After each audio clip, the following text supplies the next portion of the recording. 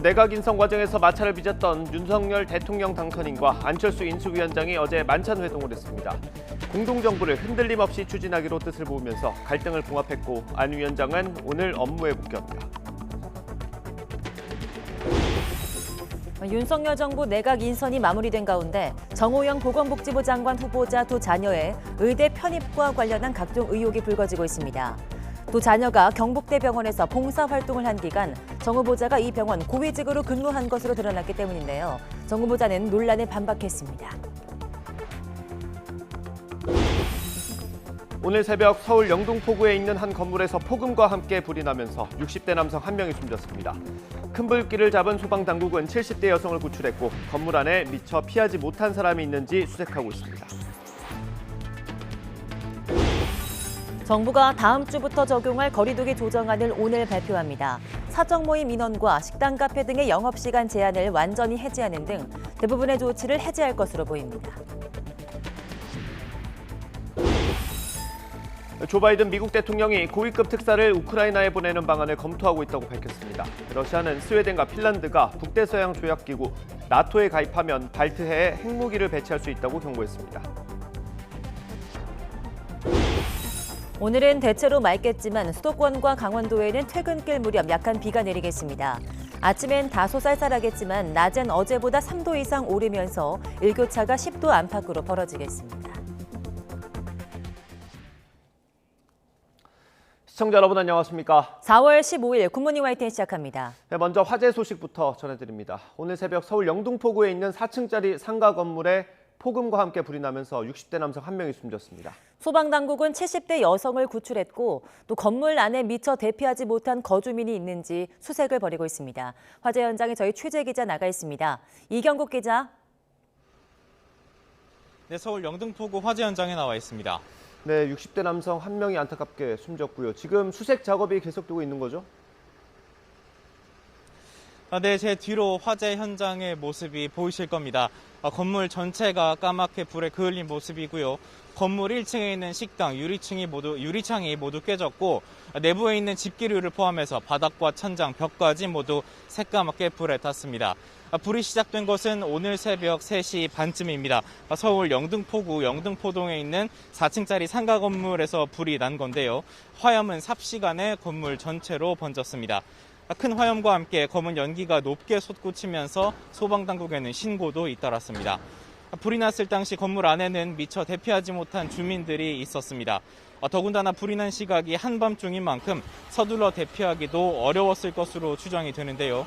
신고를 받고 출동한 소방당국 오늘 새벽 4시쯤에 3층에서 60대 남성을 구조했지만 의식을 잃은 상태였고요. 심폐소생술을 받으며 병원으로 옮겨졌지만 결국 숨진 것으로 파악이 됐습니다. 4층에서 구조된 70대 여성은 현재 병원에서 치료를 받고 있습니다. 불은 조금 전인 새벽 5시쯤에 완전히 꺼졌습니다. 소방당국은 2차례에 걸쳐 대대적인 인명수색 작업을 모두 마친 상황입니다. 화재 목격자들 불이 났을 당시에 1층에서 큰 폭발이 있었고 또 전기 불꽃도 튀었다고 YTN에 당시 상황을 설명했는데요. 소방당국도 불이 1층에서 시작된 것으로 추정을 하고 전기 합선 가능성 등을 포함해서 정확한 화재 원인 그리고 구체적인 피해 규모를 조사하고 있는 상황입니다. 지금까지 서울 영등포구 화재 현장에서 전해드렸습니다. 함께 정권을 교체하고 함께 정권을 인수하며 함께 정권을 준비하고 함께 정부를 구성하여 정권 교체의 힘으로 정치 교체, 시대 교체가 될 수 있도록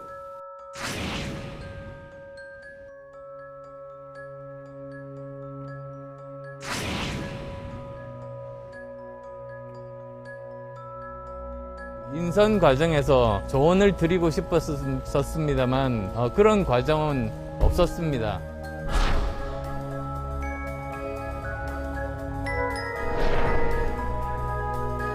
다만 하나 믿었던 건 인수위 구성할 때 3분의 1 몫이었잖아요. 뭐 8명인가가. 중위가 뭐가 중요하냐. 예. 말이 중요하다 이런 얘기 했었죠. 윤당정님이. DJP 때 그 정도 쳐줬어요. 예? 입각을. 예. 이제 그런가 했더니 완전히 지금 거의 팽당한 모습 아니에요.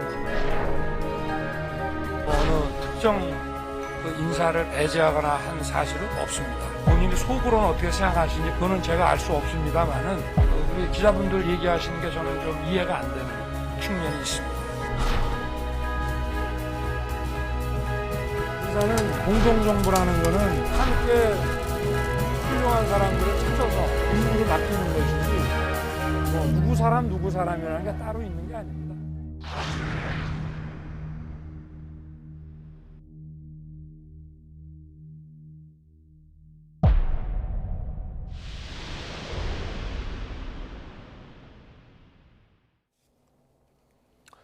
네, 윤석열 대통령 당선인과 안철수 인수위원장이 어제 저녁 회동했습니다. 윤 당선인과 안 위원장, 장제원 당선인 비서실장은 어제 저녁 7시 반부터 서울 강남의 한 식당에서 만나 2시간 동안 식사를 함께했습니다.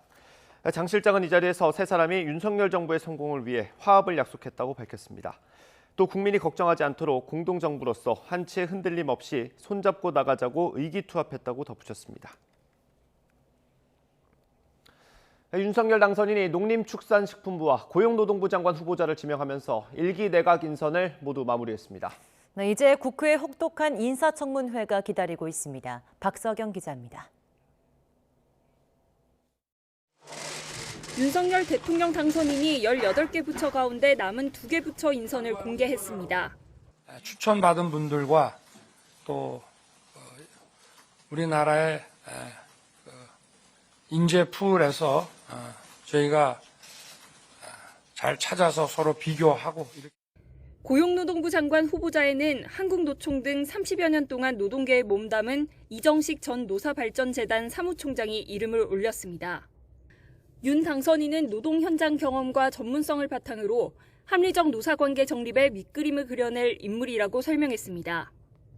이 후보자는 극단적인 노사관계는 풀기 쉽지 않지만 청년 일자리 문제, 양극화 해소, 노동 사각지대 보호 등에선 공감대를 형성할 수 있다는 생각을 밝혔습니다. 노사 간의 신뢰를 토대로 해가지고 사회적 대화를 정부가 주도하기보다는 이렇게 촉진시키고 조정하고 자율적으로 할 수 있게끔 이렇게 하는 것이 바람직하다고 봅니다. 예. 농림축산식품부 장관 후보자로는 농림부 요직을 두루 거친 정황근 전 농촌진흥청장이 낙점됐습니다. 윤 당선인은 정 후보자가 농업정책 전반을 설계했다며 농업을 미래성장 산업으로 키워낼 적임자라고 소개했습니다. 정 후보자는 규제 일변도가 아닌 농지관리 약속과 함께 환태평양 경제동반자 협정 가입 추진 등에 대한 정부와 농업인의 충분한 상의를 강조했습니다. 적절하게 조화를 이루어야 되고 그다음에 지금 농업인들이 무조건 반대만 하는 게 아니고 사실은 이제 그런 절차라든가 정부와의 충분한 대화, 설명 이런 게 부족하다고들 인식을 하고 있거든요. 이로써 새 윤석열 정부의 18개 부처 초대 내각 인선은 모두 마무리됐습니다. 이제 공은 국회에서 열릴 각 후보자의 인사청문회로 넘어갔습니다. YTN 박서경입니다. 정호영 보건복지부 장관 후보자의 자녀들이 경북대 의대로 편입하는 과정에서 이른바 아빠 찬스가 있었다는 의혹이 불거졌습니다. 정 후보자가 경북대병원 고위직에 근무할 때 자녀들이 봉사활동을 했고 그 이력이 의대 편입에 활용됐기 때문입니다. 박희재 기자입니다.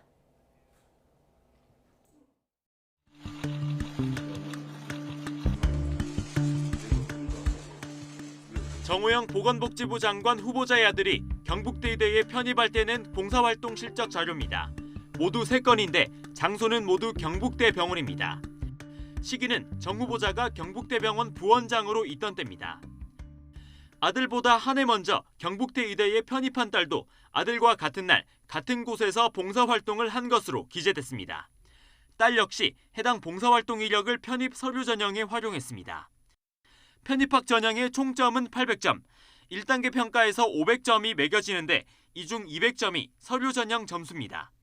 봉사활동 실적은 서류 전형 평가 항목 중 하나입니다. 해당 봉사활동을 두고 또 정 후보자의 아빠 찬스 논란이 불거졌지만 정 후보자 측은 물론 경북대병원도 구체적인 해명을 내놓지는 않고 있습니다. 경북대병원은 적법 절차에 따랐을 뿐이라는 입장을 밝히면서도 봉사활동의 근거를 공개해달라는 YTN의 요청에는 응하지 않았습니다. 논란 속에 청문회를 준비하고 있는 정 후보자. 정치권을 중심으로 한 자진 사퇴 요구를 일축하면서 청문회에서 모든 의혹을 소명하겠다는 입장을 재확인했습니다. YTN 박희재입니다. 검찰 수사권을 완전히 폐지하는 법안을 놓고 여야가 법사위에서 맞붙었습니다. 이 법안을 당론으로 채택한 민주당은 형사 사법 체계를 바로잡기 위한 거라고 주장했지만 국민의힘은 권력형 비리 수사를 막기 위한 거라고 비판했습니다. 김태민 기자가 보도합니다. 박범계 법무부 장관이 출석한 가운데 열린 법사위 현안 질의에선 민주당의 검수완박 추진을 두고 날선 비판이 쏟아졌습니다. 이렇게 군사작전하듯이 날짜를 박아서 법을 통과시킨다. 이러한 형태를 우리가 어떻게 찬성을 하겠습니까? 검찰 수사권 박탈로 국민에게 어떤 이익이 돌아갑니까? 장관님 한번 대답해 보시겠어요? 전제도 제가 답할 사안이 아니고요. 거기에 답을 하지 못한다라면은 장관은 여기에 찬성하면 안 되는 거잖아요. 국민의힘은 정권 말 권력형 비리 수사를 막기 위한 졸속 추진이라며 공세를 이어갔고 박범계 장관이 발끈하며 고성이 오가기도 했습니다. 이런 거 수사 대못질해서 수사 못하게 하겠다는 거예요. 모두가 동의하실 겁니다. 또 문재명 비리 덮기라고 해도 과언이 아니다. 문재인 대통령에 대한 수사를 검찰이 하는 것이 마땅하다. 그렇게 생각하시는 겁니까 지금? 국민의힘의 거센 공세에 민주당은 검수완박은 형사체계를 바로잡는 최소한의 조치라고 받아쳤습니다. 검찰에서 너무나 여러 가지 잘못된 수사, 표적 수사, 기획 수사, 정말 먼지털이식 잘못된 이런 수사도 있었고요. 적어도 수사기소 분리를 통해서 일부 잘못된 형사사법 체계 문제를 해결하자라는 겁니다. 그러면서 집단 반발에 나선 검찰의 현재 모습이 오늘날 국민 불신을 낳았다고 꼬집었습니다. 본인들의 이익이 훼손될 것 같으면 집단행동을 하는 모습. 이런 모습이 결국 국민들로부터 오늘날 여러 가지 비판과 불신을 낳았다. 이런 가운데 민주당은 오늘 관련 법안을 발의해 이달 안 처리하겠다는 방침을 분명히 하면서 여야의 극한 대립을 예고했습니다. YTN 김태민입니다. 국민의힘 권성동 원내대표는 이른바 검수완박 법안에 대해서 대안부터 논의돼야 한다고 비판했습니다. 그러면서 민주당엔 무제한 토론을 하자고 제안했습니다. 직접 들어보겠습니다. 민주당은 검수완박이 국민을 위한 것이라고 주장하고 있습니다. 민주당 주장이 진정성이 있으려면 아무 대책도 없이 검찰 수사권부터 없애고 보자고 할 게 아니라 중대범죄를 어디서 다룰지를 먼저 논의해야 합니다. 100번 양보해서 중대수사청이 등 한국형 FBI 등 대안을 논의하더라도 이 기관들이 제대로 수사할 수 있는 여건을 조성하도록 충분한 유예기간을 두어야 할 것입니다. 민주당 박홍근 원내대표에게 무제한 TV 토론을 제안합니다.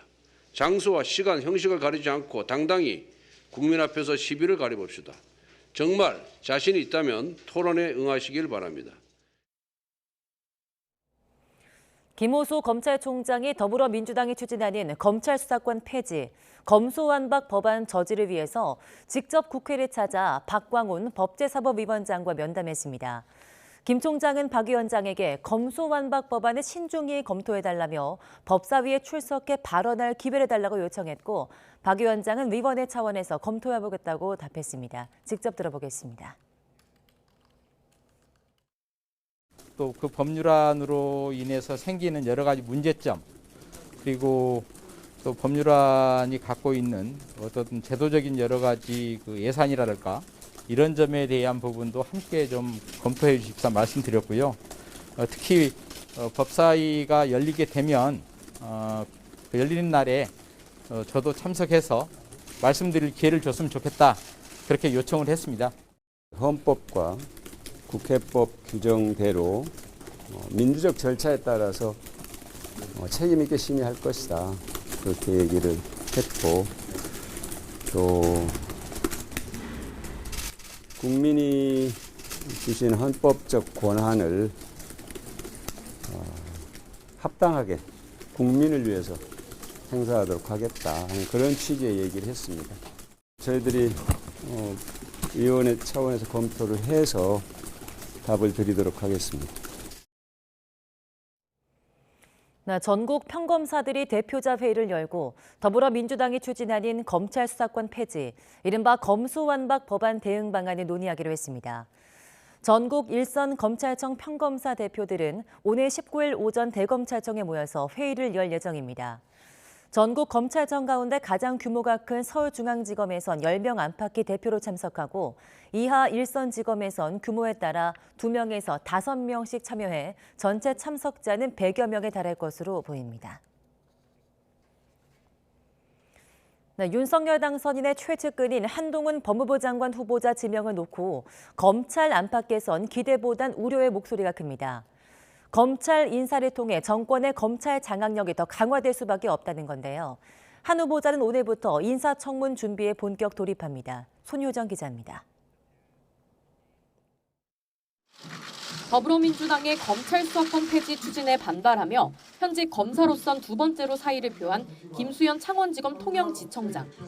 검찰 내부망에 올린 사직 인사 끝머리에 법무부 장관 후보자로 전격 지명된 한동훈 검사장을 향한 뼈있는 말도 남겼습니다. 지난 정권에서 피해를 입었기 때문에 명예회복이 필요하다는 이유로 이른바 윤핵관에 편중된 인사를 하면 안 된다며 내부 분열이 생기지 않도록 합리적인 형평 인사를 요구했습니다. 물론 한 후보자의 깜짝 발탁 이후 검찰 내부에선 기대의 목소리도 있습니다.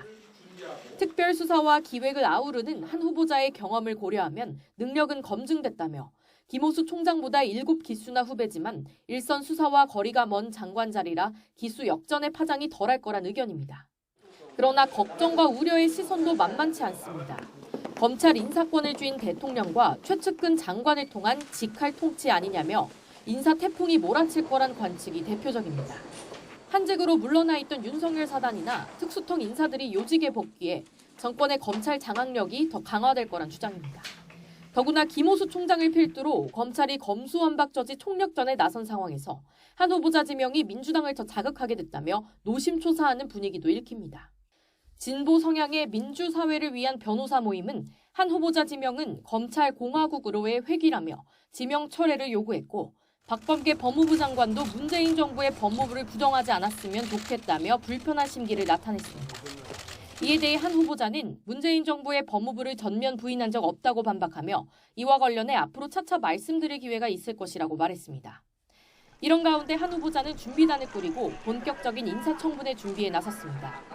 청문회 준비단 사무실은 서울 고검에 마련됐고 관례에 따라 한 후보자와 사법연수원 동기인 주영환 법무부 기획조정실장이 준비 단장을 맡았습니다. 또 한 후보자의 최측근 신자용 서울고검 송무부장이 총괄팀장을, 윤석열 당선인의 총장 시절 대검 대변인이던 권순정 부산 서부지청장이 공보팀장 역할을 하게 됩니다.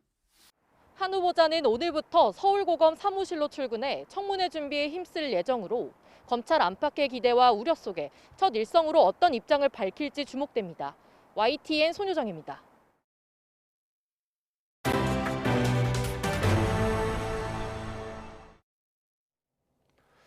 전남 완도에 있는 한 노래방에서 50대 남성이 남성 2명에게 폭행당하는 영상이 공개됐습니다.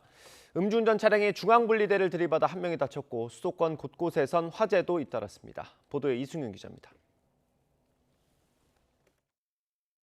지난 5일 저녁 전남 완도 노화도 노래방 50대 남성 A씨가 화장실 앞에서 다른 남성 B씨가 3차례 휘두른 소화기에 맞아 쓰러졌습니다.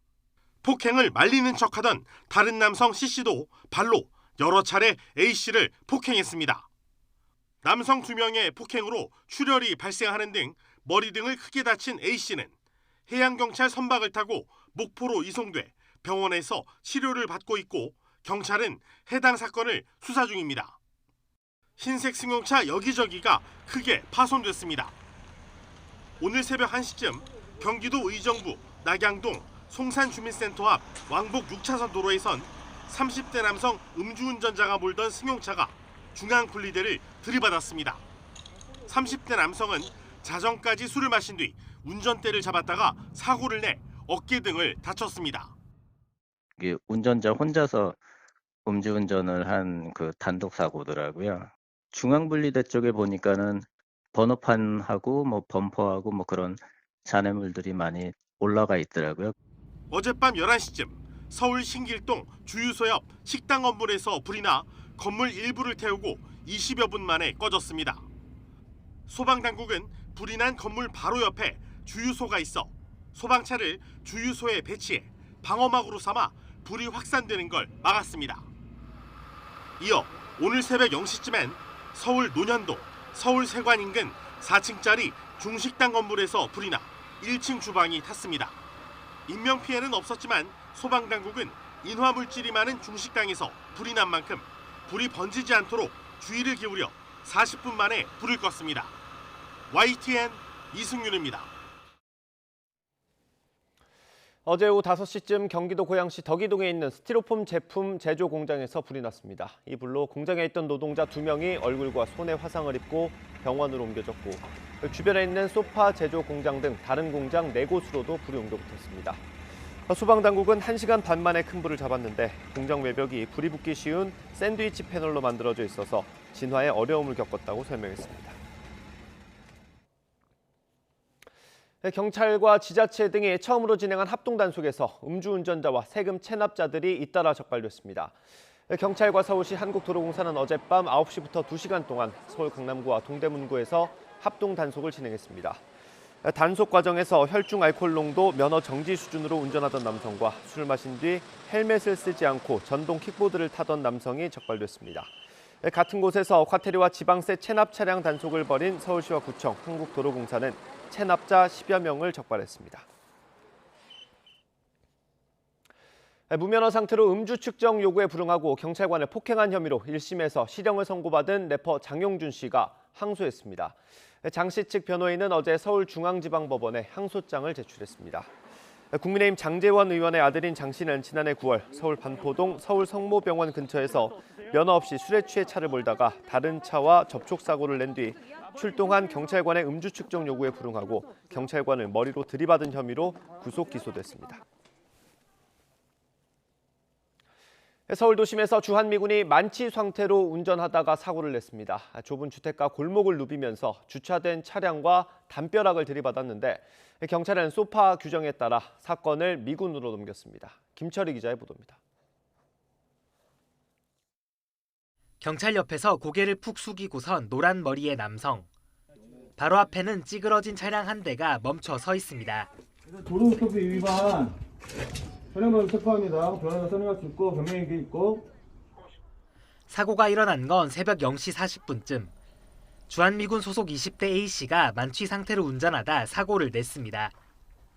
사고가 난 골목길입니다. 미군이 탔던 차량 파편이 여기저기 널브러져 있는데요. 담벼락 일부는 완전히 무너져 내렸습니다. 길에 세워놨던 다른 차량 10여 대도 피해를 봤습니다. 새벽에 날벼락을 맞은 주민들은 황당하다는 반응입니다. 보다시피 담장 다 깨지고 앞집에 벽 다 깨지고 너무 꿍꿍거려서 뭐 전쟁이 일어났나 할 정도로. A씨를 현행범으로 체포한 경찰은 함께 있던 20대 여성도 음주운전 방조 혐의로 입건했습니다. 경찰 관계자는 당시 A씨의 혈중 알코올 농도가 면허 취소 수준이었다면서 소파 규정에 따라 미 8군의 신병을 인계했다고 설명했습니다. 경찰은 조만간 두 사람을 불러 정확한 사고 경위 등을 조사할 예정입니다. YTN 김철입니다. 네, 정부가 다음 주부터 사적 모임 인원과 식당, 카페 등의 영업시간 제한을 완전히 해제하는 등 사회적 거리두기 조치 대부분을 풀 전망입니다. 정부는 코로나19 신규 확진자 감소세가 뚜렷하고 거리두기 효과가 거의 없는 점을 들어서 다음 주부터 사적 모임과 다중이용시설 영업시간 등 관련 제한을 없애기로 가닥을 잡은 것으로 알려져 있습니다. 정부는 거리두기 조정안을 오늘 오전 중대본 회의에서 최종적으로 확정하고 브리핑을 통해 세부 내용을 발표합니다. 발표에서는 코로나19 감염병 등급 조정, 의료 대응 체계 조정 등 포스트 오미크론 대응 계획도 함께 공개될 예정입니다. 네, 이처럼 정부가 다음 주부터 마스크 착용을 제외한 거리두기 조치를 모두 풀기로 한 가운데 시민들은 마스크 착용 의무화가 코로나19 감염 예방에 가장 효과적이었던 조치로 꼽았습니다.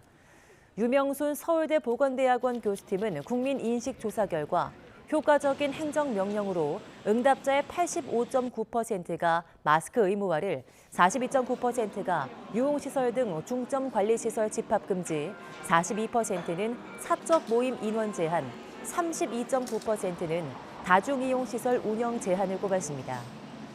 응답자들이 효과적인 행정명령으로 선택한 비율이 가장 낮았던 조치는 대중교통 감축 운행과 복지 공공시설 운영 중단으로 각각 6.8%와 11.8%에 그쳤습니다. 이번 설문조사는 전국 성인 남녀 1,018명을 대상으로 지난 8일부터 10일까지 여론조사 전문기관 K스텔 리서치가 수행했고 표본 오차는 95% 신뢰 수준에서 플러스 마이너스 3.07%포인트입니다. 중국 상하이시가 봉쇄를 일부 완화했다고 하지만 대다수 시민들은 여전히 집 안에 고립된 채 하루하루를 힘겹게 버티고 있습니다. 봉쇄를 뚫고 200km 이상을 자전거를 타고 상하이를 탈출한 사람도 있습니다. 베이징에서 강성훈 특파원이 보도합니다. 상하이 봉쇄 3주째가 되면서 긴급 구호품을 받을 수 있는 집들이 조금씩 늘어나고 있습니다. 당국에서 지급한 야채 이외에 달걀이나 냉동식품을 배달받은 사람도 있습니다. 하지만 주민 대부분은 여전히 물과 식량 부족에 시달리며 하루하루를 버티고 있습니다. 但是不是每个人都是这样子的。然后当你看到网上这些负面消息的时候，你会非常的难受。 거리의 상점들도 거의 문이 닫힌 채 아직 영업을 하지 못하고 있습니다.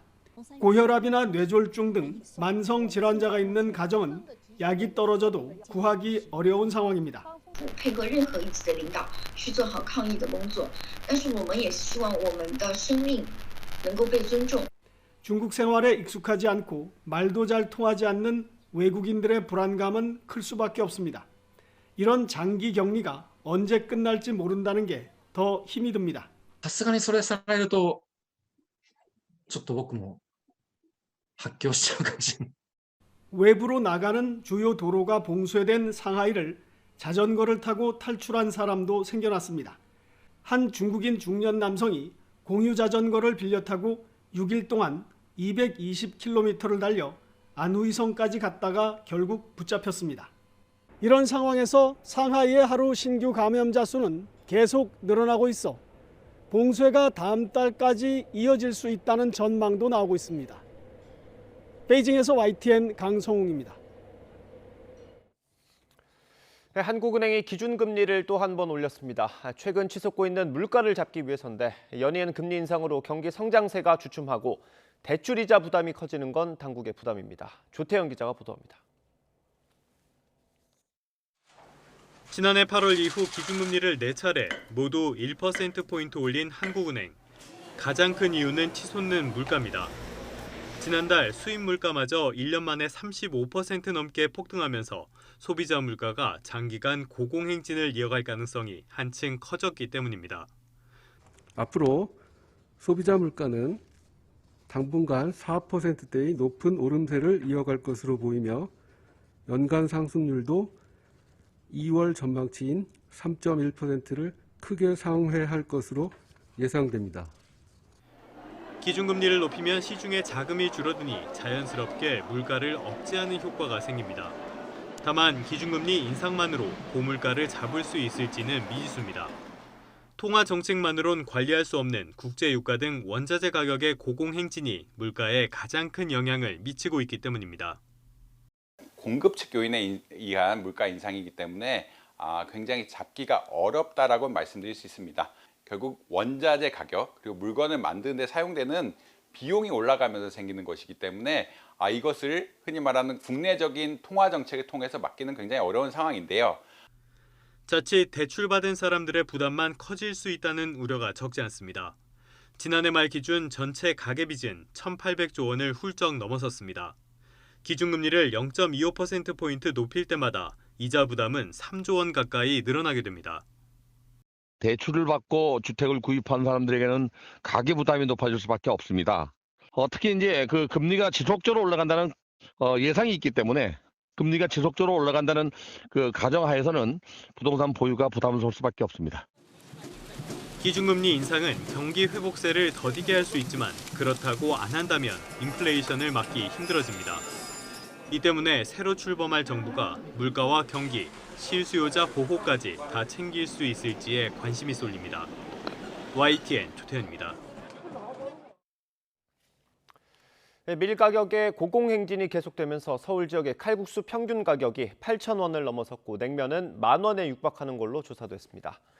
한국소비자원 가격정보 종합포털 참 가격을 보면 지난달 서울의 칼국수 평균 가격은 1년 전보다 8.7% 올라 8,113원이었습니다. 서울의 칼국수 가격이 8,000원을 넘은 건 이번이 처음입니다. 코로나19 사태 장기화에 따른 이른바 보복 소비 여파로 명품 시장이 급성장한 가운데 샤넬의 국내 매출이 지난해 급증한 걸로 나타났습니다. 금융감독원 전자공시를 보면 샤넬 코리아의 지난해 매출은 1조 2,237억 원으로 전년 대비 31.6% 증가했습니다. 영업이익은 2,489억 원으로 전년보다 67% 늘었고 순이익도 1,793억 원으로 전년보다 67.8% 증가했습니다. 코로나19 사태로 밀수 방식도 교묘하게 진화하고 있습니다. 시가 1,200억 원에 달하는 가짜 명품을 들여와서 유통한 일당이 붙잡혔습니다. 보도에 김상훈 기자입니다. 루이비통과 샤넬 등 해외 유명 브랜드를 모방한 물품들, 이른바 짝퉁 상품이 잔뜩 쌓여 있습니다. 2018년부터 최근까지 6만여 점, 정품 시가 1,200억 원 상당의 위조품을 중국서 밀반입해 판매하다 남은 15,000여 점입니다. 코로나 사태 이전에는 보통 이른바 보따리상을 통해 들어왔는데 이번에는 비대면 밀수를 택했습니다. 상품 부피를 줄여 특송화물이나 국제우편 등을 통해 자가 사용 물품인 것처럼 속여 들어온 일당 4명이 붙잡혔습니다. 반입 물품은 밖에서부터 안에까지 구석구석 진품 판매대와 거의 비슷한 꼼꼼한 포장입니다. 상품 등의 라벨은 따로 반입해서 부착했습니다. 이 의류에 이 재봉틀을 이용해서 라벨 작업이나 이 마킹 작업을 하게 됩니다. 옷이라든지 심지어 금속, 이 용품도 판까지 작업을 하게 됩니다. 반입 과정에서는 명의를 수십 개 도용했습니다. 위조 상품은 경기도의 비밀 창고에 보관하면서 위탁 판매업자를 통해서만 소비자에게 판매했습니다. 소매상만 가입할 수 있는 위조 상품 도매 사이트를 개설해서 회원제로 철저하게 운영하고 소비자에게 물건을 배송할 때는 허위 정보를 기재해서 추적을 피했습니다. 배송도 익명이나 허위 정보를 기재하여 위조 상품을 발송하였고 조직원들과 위탁 판매자들 간에도 대포폰과 대포통장을 이용하여 신원을 철저히 숨기는 치밀함을 보였습니다. 압수된 위조 상품은 모두 폐기됩니다. 코로나 사태로 인해 당국의 추적을 피하기 위한 밀수 방식이 비대면 등으로 교묘하게 진화함에 따라 당국은 온라인 등의 모니터링 강화에 들어갔습니다. YTN 김상호입니다. 네, 코로나 사태 발생 2년이 지난 가운데 정부가 최근 국제선 운항을 단계적으로 확대하고 있죠. 자연스럽게 입국자도 늘어나는 상황인데 정작 불법 입국자들을 관리하는 공항 송환 대기실 노동자들은 대거 해고 위기에 놓였다고 합니다. 어떤 이유인지 황윤태 기자가 보도합니다. 한 외국인이 거칠게 공항 직원 멱살을 잡습니다. 갑자기 경련을 일으켜 구급대가 출동하는가 하면 밀입국하려고 화장실 벽을 뜯기도 합니다. 모두 인천공항 송환대기실에서 벌어지는 일들입니다. 위변조 여권을 사용하는 등 여러 이유로 국내 입국이 거절된 외국인들이 머무는 곳입니다. 이곳에서 일하는 직원 42명에게 뺨을 맞고 폭언을 듣는 건 일상이었습니다. 이제 외부 병원이라든지 그 검사 기관을 가서 이제 검사를 해야 되는데 그 승객이 이제 밖으로 나가는 동안 저희가 안내라든지 동행 업무를 이제 더 병행하는 이제 그런 업무들이 더 늘어났고요. 코로나 위기는 이들에게 또 다른 시련이었습니다. 입국자 감소로 송환 대기자도 크게 줄자 일거리가 없어진 이들은 돌아가며 무급휴직을 하며 허리띠를 졸라매야 했습니다. 위안이 됐던 건 용역업체 소속이던 신분이 법무부 공무직으로 바뀔 예정이란 점이었습니다. 하지만 희망은 이내 실망으로 바뀌었습니다. 법무부 공무직 전환에 배정된 예산은 5억 원으로 단 15명만 고용할 수 있는 수준이었던 겁니다. 코로나 때문에 입국 거절 사례가 크게 줄었다는 게 이유인데 정작 입국자는 최근 빠르게 늘고 있습니다. 지난해 인천공항 하루 평균 입국자 수는 1,500여 명에 불과했지만 최근에 11,000여 명으로 8배 가까이 늘었습니다. 그래서 68명까지 논의 중이었습니다. 그런 상태에서도 코로나가 오니까 이제 인력을 감축한다는 얘기를 듣고 저희가 고용만 유지해라. 그러면은 우리가 허리띠 졸라매면서 견뎌보겠다. 이에 대해 법무부는 입국자가 늘어나는 상황을 미처 반영하지 못했다고 인정하면서도 전원 고용 여부에는 확답하지 못하고 있습니다. 4월 1일부터는 무비자로 들어올 수 있는 나라가 확대가 되거든요. 거의 2배. 그래서 이제 입국자가 늘고 그러면 또 당연히 입국이 이제 불어대는 분들도 이제 늘게 되고 추가 예산은 이제 반영될 수 있도록 본부에서는 노력하겠다. 이대로라면 오는 8월 송환대기실 직원 20명이 일터를 떠나야 하는 상황. 직원들은 전원 공무직 전환을 요구하며 천막 농성에 들어갔습니다. YTN 황윤태입니다.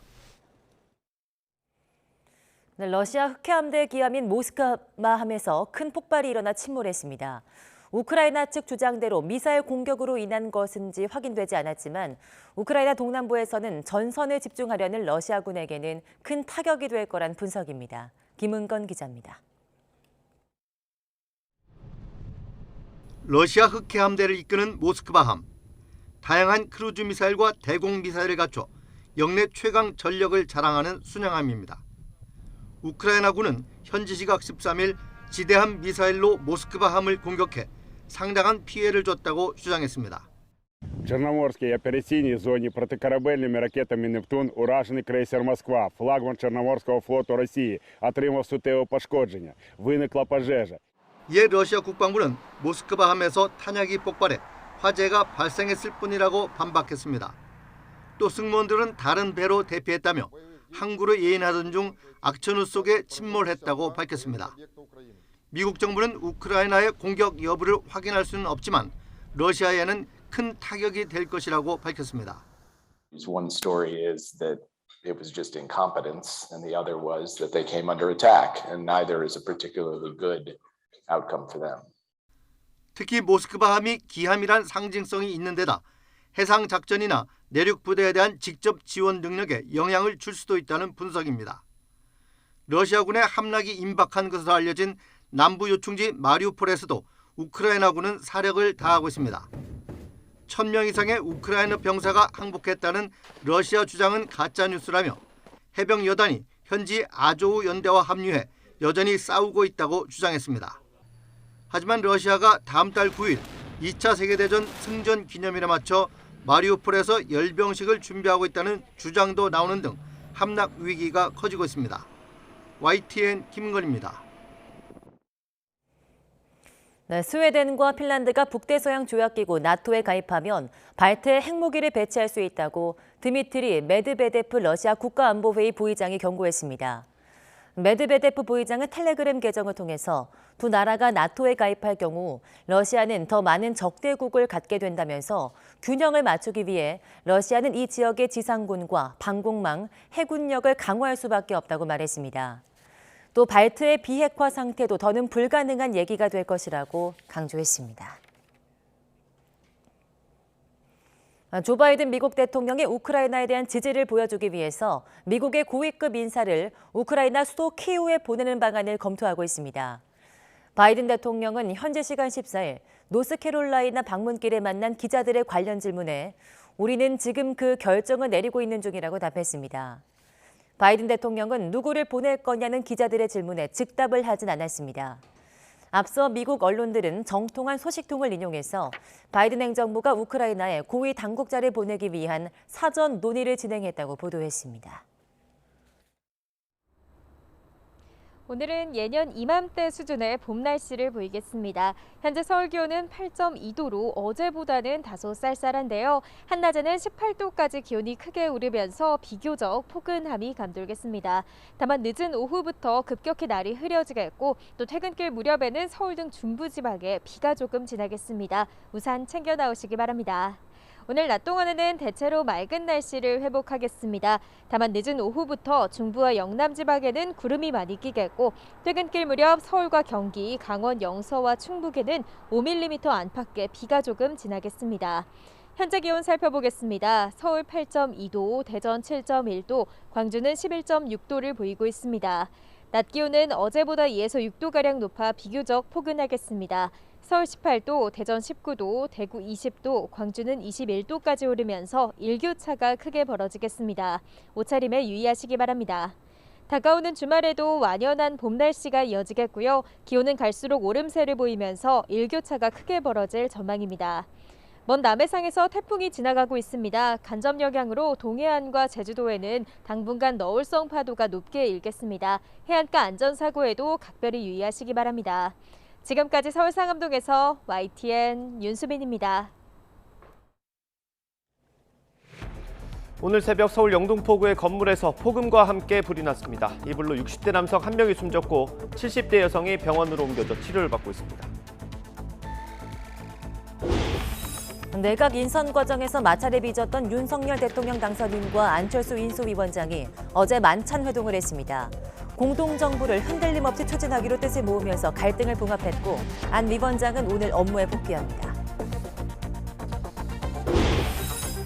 정부가 다음 주부터 적용할 거리두기 조정안을 오늘 발표합니다. 사적 모임 인원과 식당, 카페 등의 영업시간 제한을 완전히 해제하는 등 대부분의 조치를 풀 것으로 보입니다. 조 바이든 미국 대통령이 고위급 특사를 우크라이나에 보내는 방안을 검토하고 있다고 밝혔습니다. 러시아는 스웨덴과 핀란드가 북대서양 조약기구 나토에 가입하면 발트에 핵무기를 배치할 수 있다고 경고했습니다. 네, 오늘 새벽 서울 영등포구에 있는 한 4층짜리 상가 건물에 폭음과 함께 큰 불이 났습니다. 네, 이 불로 1명이 숨졌고 1명이 다쳤습니다. 화재 현장에 저희 취재 기자 나가 있습니다. 이경국 기자. 네, 서울 영등포구 화재 현장에 나와 있습니다. 네, 날이 좀 밝으면서 화재 현장이 잘 보이는 것 같은데요. 현장 어떻습니까? 네, 말씀하신 것처럼 날이 밝아오면서 처참한 화재 현장의 모습이 조금 더 선명하게 확인이 되고 있습니다. 현장에는 아직도 매캐한 냄새가 나고 있는 상황인데요. 지금 제 뒤로 보이는 불이 난 건물, 벽 전체가 까맣게 불에 탔고요. 1층에 있는 식당 유리창이 완전히 깨졌고 안에 있는 집기류는 물론이고 바닥과 천장까지 모두 새까맣게 불에 탄 상황입니다. 이곳에서 불이 시작된 것은 오늘 새벽 3시 반쯤입니다. 서울 영등포구 영등포동에 있는 4층짜리 상가 건물에서 불이 난 건데요. 화만은 삽시간에 건물 전체를 집어삼켰습니다. 큰 화염과 함께 검은 연기 기둥이 높게 솟구치면서 소방당국에는 신고도 잇따라 접수됐습니다. 불이 났을 당시 건물 안에는 미처 대피하지 못한 주민들이 있었습니다. 더군다나 불이 난 시각이 새벽 시각 한밤중인 만큼 서둘러 대피하기도 어려웠을 것으로 추정이 됩니다. 신고를 받고 출동한 소방당국은 새벽 4시쯤 3층에서 60대 남성을 구조했지만 남성은 의식을 잃은 상태였고요. 심폐소생술을 받으면서 병원으로 옮겨졌지만 끝내 숨진 것으로 파악이 됐습니다. 4층에서 구조된 70대 여성은 연기를 들이마셔서 병원으로 이송돼 치료를 받고 있는 상태입니다. 소방당국은 2차례에 걸친 내부 수색 작업을 모두 마친 상황입니다. 저희가 화재 초기부터 현장을 지켜본 시민과 만났는데요. 목격담 직접 듣고 오겠습니다. 그냥 내가 이렇게 지나가는데 팍팍 소리가 나는 거야. 빨리 신고를 했지. 근데 네, 다행히 큰 불길은 30분 만에 잡혔고 새벽 5시쯤 불은 완전히 꺼졌습니다. 목격자들은 1층에서 폭음과 함께 또 전기 불꽃이 튀면서 불이 시작됐다 이렇게 당시 상황을 설명했는데요. 소방당국은 1층에서 불이 시작된 것으로 보고 있습니다. 전기합선 가능성 등 이 정확한 화재 원인을 포함해서 현장에서 구체적인 피해 규모 등도 함께 조사를 이어가고 있는 상황입니다. 지금까지 서울 영등포구 화재 현장에서 전해드렸습니다. 내각 인선 문제로 파열음을 냈던 윤석열 당선인과 안철수 인수위원장이 어제 저녁에 만났습니다. 네, 사실상 무산된 것 아니냐 말까지 나온 공동정부를 흔들림 없이 추진하기로 했는데 갈등이 완전히 해소될지 관심입니다. 황보연 기자가 보도합니다. 파국으로 치닫나 싶던 윤석열 대통령 당선인과 안철수 인수위원장의 동행은 당분간 계속될 것으로 보입니다. 새 정부 내각 인선 문제로 갈등이 불거진 두 사람은 어제 저녁 서울 강남의 한 식당에서 전격적인 만남을 가졌습니다. 이 자리에는 장제원 당선인 비서실장도 함께했는데 장 실장은 윤 당선인과 안 위원장이 윤석열 정부의 성공을 위해 하나가 되기로 의기투합했다고 전했습니다. 그러면서 국민 걱정이 없도록 공동정부를 위해 한치도 흔들림 없이 손잡고 가기로 뜻을 모았으며 회동은 웃음이 가득한 분위기였다고도 덧붙였습니다. 앞서 안철수 인수위원장은 새 정부 내각 인선이 마무리된 어제 종일 인수위 공식 업무에 불참했는데 당선인 측에 불만을 표출한 것이란 해석과 함께 거취 문제를 고심한다는 얘기까지 전해졌습니다. 윤 당선인 역시 불편한 감정을 숨기지 않으며 긴장은 더욱 고조됐습니다. 인선 과정이 어떻게 이루어지는지에 대해서도 어제 충분히 설명을 드렸고 본인이 불쾌하거나 이런 거는 전혀 없으신 거로 제가 알고 있고.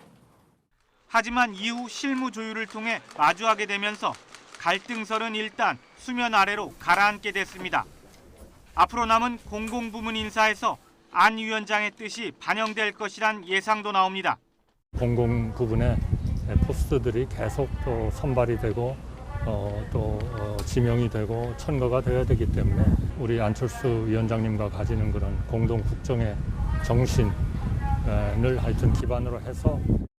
하지만 마무리된 내각 인선에 안철수계 추천은 완전히 빠진 데다가 안철수 측 인사들의 불만은 커질 대로 커진 상황이라 갈등이 제대로 해소되긴 어려울 거란 분석도 있습니다. 두 사람이 약속한 공동정부 구상이 어떤 모습으로 구현될지도 지켜봐야 합니다. YTN 황보현입니다. 안철수 인수위원장은 오늘부터 다시 업무에 복귀합니다. 장지훈 국민의당 공보부단장은 어젯밤 안 위원장 자택 앞에서 취재진과 만나 안 위원장이 오늘부터 정상적으로 인수위에 출근해 업무를 볼 예정이라고 밝혔습니다. 네, 여야는 국회에서 열린 법제사법위원회 전체회의에서 검찰 수사권 폐지, 이른바 검수완박 입법안을 두고 정면 충돌했습니다. 더불어민주당 김종민 의원은 국민의힘과 김호수 검찰총장이 검수완박은 헌법 제12조 3항이 전제하는 검찰 수사권을 없애는 것이라 위헌적이라고 주장해왔는데 해당 조항에서 검찰의 수사권이 명시되지 않았다고 주장했습니다. 김남국 의원은 검찰의 잘못된 수사, 먼지털기식 수사, 전관 예우가 심각했다며 검수완박은 잘못된 문제와 체계를 바로잡는 최소한의 조치라고 강조했습니다.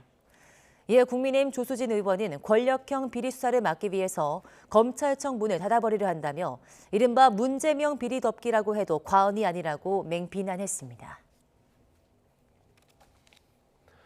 더불어민주당이 검찰의 수사권을 완전히 폐지하는 이른바 검수완박 입법안을 오늘 발의합니다. 앞서 민주당이 지난 10일 의원총회에서 검수완박 입법안의 4월 국회 처리를 당론으로 채택해 관례에 따라 입법안은 박홍근 원내대표 명의로 발의됩니다. 민주당은 검찰의 수사권을 규정한 형사소송법과 검찰청법 관련 조문을 삭제하거나 변경해 검찰의 수사권을 폐지하고 기소권과 분리를 시도할 방침입니다. 네, 국민의힘은 오늘 의원총회를 열고 민주당의 이른바 검수완박법 추진 등 최근 현안에 대한 입장과 대응책을 논의합니다. 국민의힘은 오늘 오후 본회의에 앞서 열리는 의원총회에서 민주당이 발의할 예정인 검찰 수사권 폐지, 검수완박에 대한 필리버스터 등 대응책을 논의할 예정입니다. 또 윤석열 정부의 내각 인선과 관련해 청문회를 앞두고 논란이 되는 후보자들에 대한 국민의힘 입장도 정리할 것으로 전망됩니다.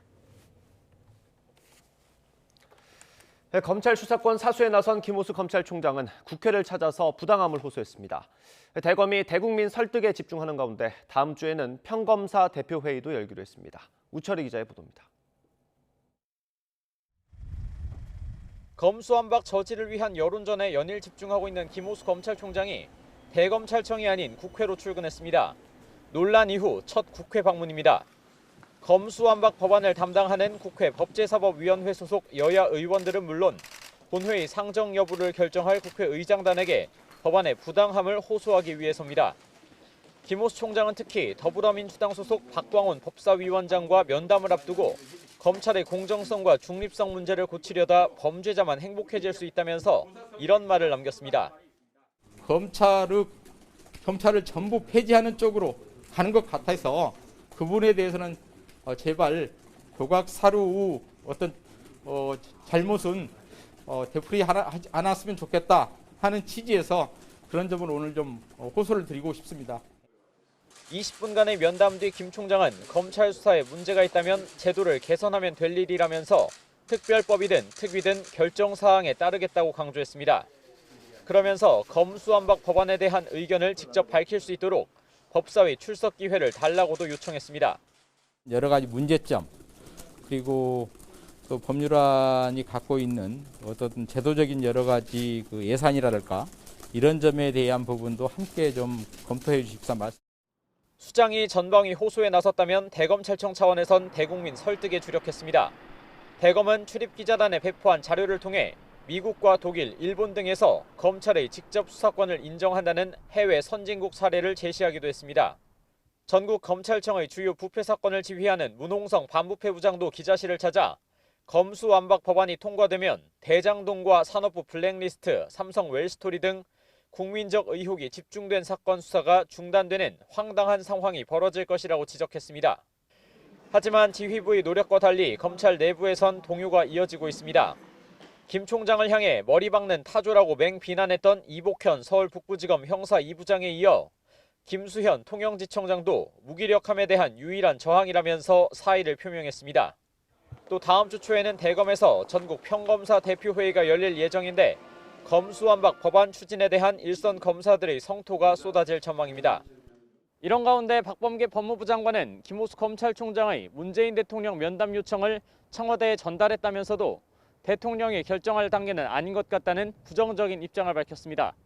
YTN 우철입니다. 한동훈 법무부 장관 후보자 지명 직후부터 비판을 쏟아냈던 민주당은 한 발 더 나가 국회에 대한 선전포고로 규정했습니다. 국민의힘 역시 방어전에 당력을 집중할 태세여서 긴장감이 고조되고 있습니다. 정효진 기자입니다. 한동훈 후보자 지명에 대해 대국민 인사테러라고 날을 세웠던 민주당이 공세 수위를 더 높였습니다. 아예 국회에 대한 전쟁 선포로 못 박았습니다. 국정농단의 전조, 암덩어리 등 거친 언사를 쏟아내며 인사청문회 총공세를 예고했습니다. 윤석열의 우병우가 되어 국민과 야당을 탄압하고 정치 보복을 자행할 게 너무 뻔합니다. 암덩어리가 되기 전에 깨끗이 도려내야 합니다. 전선은 다른 장관 후보자에까지 퍼지고 있습니다. 특히 정호영 보건복지부 장관 후보자가 논란의 중심에 섰습니다. 정 후보자의 자녀들이 경북대 의대에 편입하기 전 정 후보자가 고위직으로 있던 경북대 병원에서 봉사활동을 한 것으로 드러났기 때문입니다. 이른바 아빠 찬스를 이용한 스펙 쌓기가 의심되자 민주당은 교육부에 감사까지 요구했습니다. 정호영 복지부 장관 후보자 두 자녀가 공교롭게도 아버지가 근무하던 경북대 의대에서 봉사활동을 하였고 편입까지 성공했다는 것인데요. 지금까지 밝혀진 사실관계만으로도 이해 충돌의 여지가 충분히 있다고 보여집니다. 하지만 국민의힘은 민주당이 새 정부의 발목을 잡으려고 한다며 맞서고 있습니다. 철저히 실력 위주로 진행된 인선을 정치 공세로 몰고 간다는 겁니다. 민주당에도 당부드립니다. 장관 후보자에 대한 무조건적인 망신 주기, 도덕성 흠집내기, 트집 잡기가 아니라 객관적 자료에 근거한 자질과 비전, 능력 검증에 협조해 주시길 바랍니다. 한동훈 후보자에 대한 공격 역시 민주당의 정치적 의도를 깎아내리며 오히려 화살을 그쪽으로 돌렸습니다. 그들이 과거에 법무부를 장악하고 굉장히 잘못된 방식으로 검찰에 압력을 가하고 했던 것, 그들의 과거에 대한 두려움이다, 이렇게 생각합니다.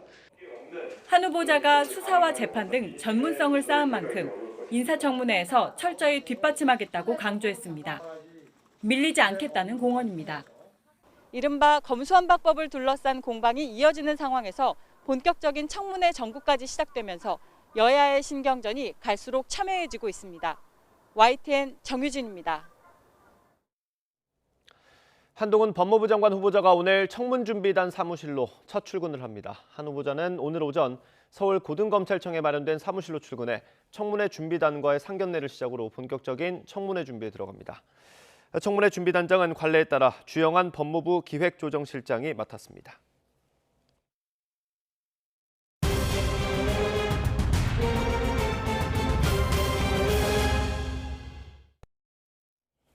네, 다음 주부터 모임 인원과 영업시간 제한 등의 거리두기 조치가 대부분 해제될 전망입니다. 다만 야외 마스크 의무 해제는 막판까지 고심할 것으로 보입니다. 김평정 기자입니다. 정부가 다음 주부터 사적 모임 인원과 식당, 카페 등의 영업시간 제한을 완전히 해제할 것으로 보입니다. 코로나19 신규 확진자 감소세가 뚜렷한 점을 들어 거리두기 조치 대부분을 풀기로 한 겁니다. 현재 거리두기는 사적 모임은 10명, 식당, 카페의 영업시간은 자정까지로 제한하고 있습니다. 거리두기가 해제되면 모임 인원은 무제한, 영업시간도 24시간 가능하게 됩니다. 300명 미만으로 제한된 공연과 스포츠 대회도 인원 제한이 없어집니다. 실내 영화관과 공연장에서 마스크를 벗고 음식물을 먹는 것도 허용될 전망입니다. 다만 야외 마스크 착용 의무를 해제하는 시점은 계속 논의 중입니다. 앞서 정부는 야외 마스크 의무를 대부분 없애고 콘서트나 대규모 행사 등 침방울이 빠르게 확산할 수 있는 고위험 집회 행사에서만 착용 의무를 유지하는 방안을 검토해 왔습니다. 이에 대해 대통령직 인수위원회에서 마스크와 관련해 신중한 방역 해제를 주문함에 따라 적용 시점을 재검토하는 것으로 알려졌습니다. YTN 김평정입니다. 네, 국내 오미크론 변이 유행 감소세가 이어지는 가운데 어젯밤 9시까지 전국에서 코로나19 확진 판정을 받은 사람은 12만 3,627명으로 집계됐습니다. 그제 같은 시간대보다 2만 885명 적습니다. 2주 전인 지난달 31일보다는 14만 7,972명 적어서 뚜렷한 감소세를 보였습니다. 어제 확진자는 수도권에서 5만 9,961명으로 48.5%, 비수도권에서 6만 3,666명으로 51.5%를 각각 차지했습니다. 네, 화이자와 바이오엔테크는 코로나19 백신 추가 접종이 5세에서 11세 연령대의 면역 반응을 강화하는 것으로 나타났다고 밝혔습니다. 두 회사는 5세에서 11세 어린이 140명을 대상으로 한 소규모 임상시험에서 추가 접종을 한 지 한 달 후 코로나19에 대한 항체 수준이 2차 접종 한 달 후에 비해서 6배가 됐다고 발표했습니다. 이 가운데 30명의 혈액 샘플을 실험실에서 시험한 결과 추가 접종 접종자의 오미크론 변이에 대한 항체 수준은 2차 접종자의 36배였습니다. 오늘 새벽 1시쯤 경기도 의정부시 낙양동에서 음주운전자가 몰던 승용차가 중앙분리대를 들이받았습니다. 30대 남성 운전자는 자정까지 술을 마신 뒤 자신의 흰색 승용차를 몰다가 사고를 내서 어깨 등을 다쳤고 경찰에 음주 사실을 시인한 채 사고 경위와 관련해 조사를 받고 있는 걸로 확인됐습니다. 목격자들은 사고 당시 굉음이 날 정도로 충격이 커서 분리대 부근에 흰색 승용차의 범퍼와 번호판이 떨어져 있었다고 말했습니다. 어젯밤 11시쯤 서울 신길동 주유소 옆 식당 건물에서 불이 나 건물 일부를 태우고 20여 분 만에 꺼졌습니다. 소방당국은 불이 난 건물 바로 옆에 주유소가 있어서 소방차를 방벽처럼 주유소 옆에 배치해놓고 불이 확산하는 걸 막았다면서 당시 사람이 없어서 다친 사람은 없었다고 밝혔습니다. 또 2층짜리 기와집 건물의 1층에 있는 식당에서 불이 시작된 것으로 추정되는데 지붕 쪽으로 불이 번져 지붕을 덮은 양철판과 잡목을 걷어내고 진화를 벌였다고 설명했습니다. 오늘 0시쯤 서울 논현동 서울세관 인근 4층짜리 중국 식당 건물에서 불이 나 1층 주방이 탔습니다. 소방당국은 불이 났을 당시 사람이 없어서 다친 사람은 없었지만 인화물질이 많은 중식당에서 불이 난 만큼 불이 번지지 않도록 주의를 기울여 약 40분 만에 불을 껐다고 밝혔습니다. 네, 러시아의 우크라이나 침공의 위협을 느낀 스웨덴과 핀란드가 북대서양조약기구 나토 가입을 추진하자 러시아가 발트에 핵무기를 배치할 수 있다면서 강력한 경고의 메시지를 날렸습니다. 러시아의 위협에도 핀란드가 오는 6월 나토 정상회의 때 가입을 신청하고 또 스웨덴도 뒤를 따를 거란 관측이 나오고 있습니다. 보도에 김영근 기자입니다. 북대서양 조약기구 나토의 확장을 막겠다는 명분으로 우크라이나를 침공한 러시아. 뜻하지 않게 북유럽 핀란드와 스웨덴의 나토 가입 추진으로 불똥이 튀자 다급해졌습니다. 푸틴 대통령의 최측근 메드베데프 국가안보회의 부의장이 나서 핵무기 카드까지 꺼내들었습니다. 적대국이 늘어나는 만큼 군사적 균형을 맞추기 위해 방어 수단을 강화할 수밖에 없다는 겁니다. 그러면서 지상군과 방공망, 해군력을 강화하고 발트해에 핵을 배치할 수밖에 없다고 경고했습니다. 크렘린궁도 군사력 강화 방안을 마련하라는 푸틴 대통령의 지시가 내려졌다고 밝혔습니다. Есть действующее поручение президента, Министерству обороны представить предложение по усилению западного нашего фланга. 스웨덴과 핀란드는 유럽연합 회원국이지만 그동안 군사적 중립을 지켜왔습니다. 하지만 러시아의 우크라이나 침공을 계기로 나토 가입을 적극 검토하고 나섰습니다. 국민 여론도 나토 가입을 원하는 쪽으로 바뀌었습니다.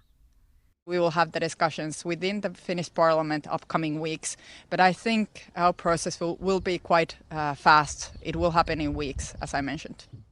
일각에선 핀란드가 오는 6월 나토 정상회의 때 가입을 신청하고 스웨덴도 뒤를 따를 것으로 보고 있습니다. 나토 확장 저지를 막기 위해 감행한 러시아의 우크라이나 침공이 오히려 중립국의 나토 가입을 촉진하는 자충수가 되고 있습니다. YTN 김영근입니다.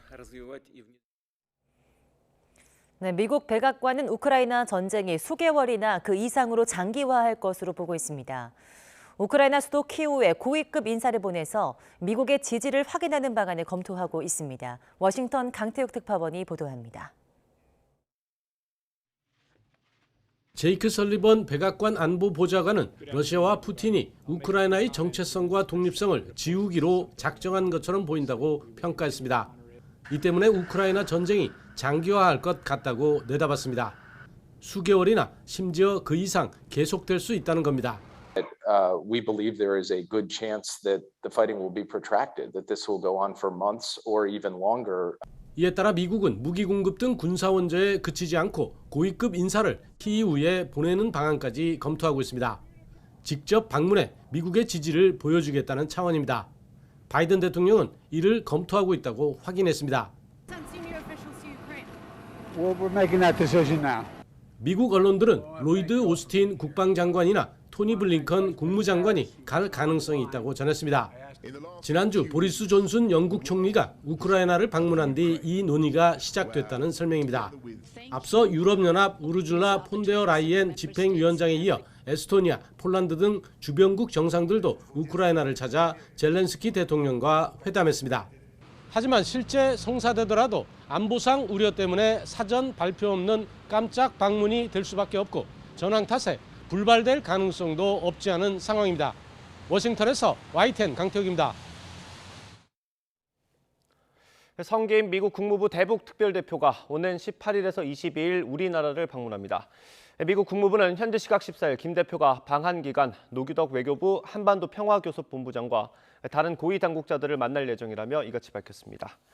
국무부는 이번 방문에서 김 대표는 북한의 최근 대륙간 탄도미사일 ICBM 시험 발사에 대한 국제사회 대응을 포함해 한반도 상황을 논의할 예정이라고 설명했습니다. 중국에 있는 북한 대사관이 김일성 생일 110주년을 앞두고 어제 기념 행사를 열었고 이 자리에 중국 측 고위 인사들도 참석했습니다. 베이징 소식통은 베이징 주중 북한 대사관에서 열린 기념 행사에 중국 전국인민정치협상회의 부위원장과 외교부 인사 등이 참석했다고 말했습니다. 아울러 중조 우호 협의를 비롯한 북중 협력 기관과 단체들이 화환을 보냈습니다. 주중 북한 대사관은 매년 김일성 전 주석의 생일인 태양절에 중국 고위 인사 등을 초청해 기념 행사를 열었지만 코로나19가 번진 지난 2년 동안은 개최하지 않았습니다. 지난달 블록체인 비디오 게임 엑시 인피니트가 당한 6억 달러 규모의 암호화폐 해킹 배후에 북한과 연계된 해킹 조직인 라자루스가 있었다는 보도가 나왔습니다. 미국 재무부는 당시 암호화폐 도난과 관련해 라자루스와 연결된 암호화폐 이더리움의 지갑 주소를 제재 목록에 추가했다고 블룸버그 통신 등이 전했습니다. 앞서 지난달 엑시 인피니티 게임을 하면서 암호화폐를 주고받을 수 있는 네트워크인 로닌에 해커가 침투해 암호화폐를 훔쳐가는 사건이 있었습니다. 라자루스는 북한군 정찰총국과 연계된 조직으로 추정되며 지난 2014년 북한 체제를 조롱한 영화를 제작한 미국 소니 픽처스를 해킹한 주범으로 지목됐습니다. 권영세 통일부 장관 후보자가 지난 2020년 논란 속에 국회를 통과한 대북전단 살포 금지법에 대해서 헌법적 관점에서 문제가 있다고 평가했습니다. 기존의 부정적인 입장을 재확인한 건데 새 정부 출범 이후 변화가 있을지 주목됩니다. 조수영 기자입니다. 대북전단 금지법은 군사분계선 일대에서 전단을 살포하거나 대북 확성기 방송 등을 할 경우 징역형 또는 벌금을 부과하는 법입니다. 지난 2020년 12월 논란 속에 국회를 통과했습니다. 하지만 접경지대 주민의 생명보호가 우선이라는 주장과 표현의 자유를 침해한다는 주장이 충돌하며 당시 극심한 남남 갈등을 겪기도 했습니다. 첫 출근길에 나선 권영세 통일부 장관 후보자는 대북전단 금지법에 대해 반대 입장을 내비쳤습니다. 대북전단 금지법이 북한 사회와 북한 동포들을 배관시한 것이라며 폐지를 주장했던 기존 입장을 다시 확인한 겁니다. 기본적으로 이제 모든 어떤 자유주의적인 관점에서 바라봐야 된다고 생각을 하고 그런 부분을 법으로 규제하는 것은 그건 어떤 통일부의 관점이 아니라 그거는 헌법적인 관점에서 좀 문제가 있지 않나 이렇게 생각을 해서 그 당시 반대를 했습니다. 대북전단은 북한이 강하게 반발하며 한때 남북 간 군사적 충돌을 불러오기도 했습니다. 그런 만큼 권영세 후보자가 장관직에 오를 경우 다시 이 법을 유지할지 여부에 관심이 쏠릴 전망입니다. 이런 가운데 권 후보자는 문재인 정권의 대북 정책인 한반도 평화 프로세스에 대해선 좋은 요소가 있다면 채택하고 받아들이기 불편한 부분이 있다면 놓고 갈 것이라고 밝혔습니다. 또 북한의 도발이 계속되는 상황에서 남북관계 정상화가 어려운 상황이지만 대화의 모멘텀을 만들기 위해 노력하겠다고 강조했습니다. YTN 조수연입니다. 네, 세계 3대 문학상의 하나인 부커상 최종 후보에 오른 정보라 작가의 저주토끼 판매가 급증하고 있습니다. 부커상 1차 후보에 함께 올랐던 작품은 물론 최근 안데르센상과 일본 서점 대상을 받은 책들도 인기가 높습니다. 김태현 기자입니다. 저주에 쓰이는 물건일수록 예쁘게 만들어야 한다.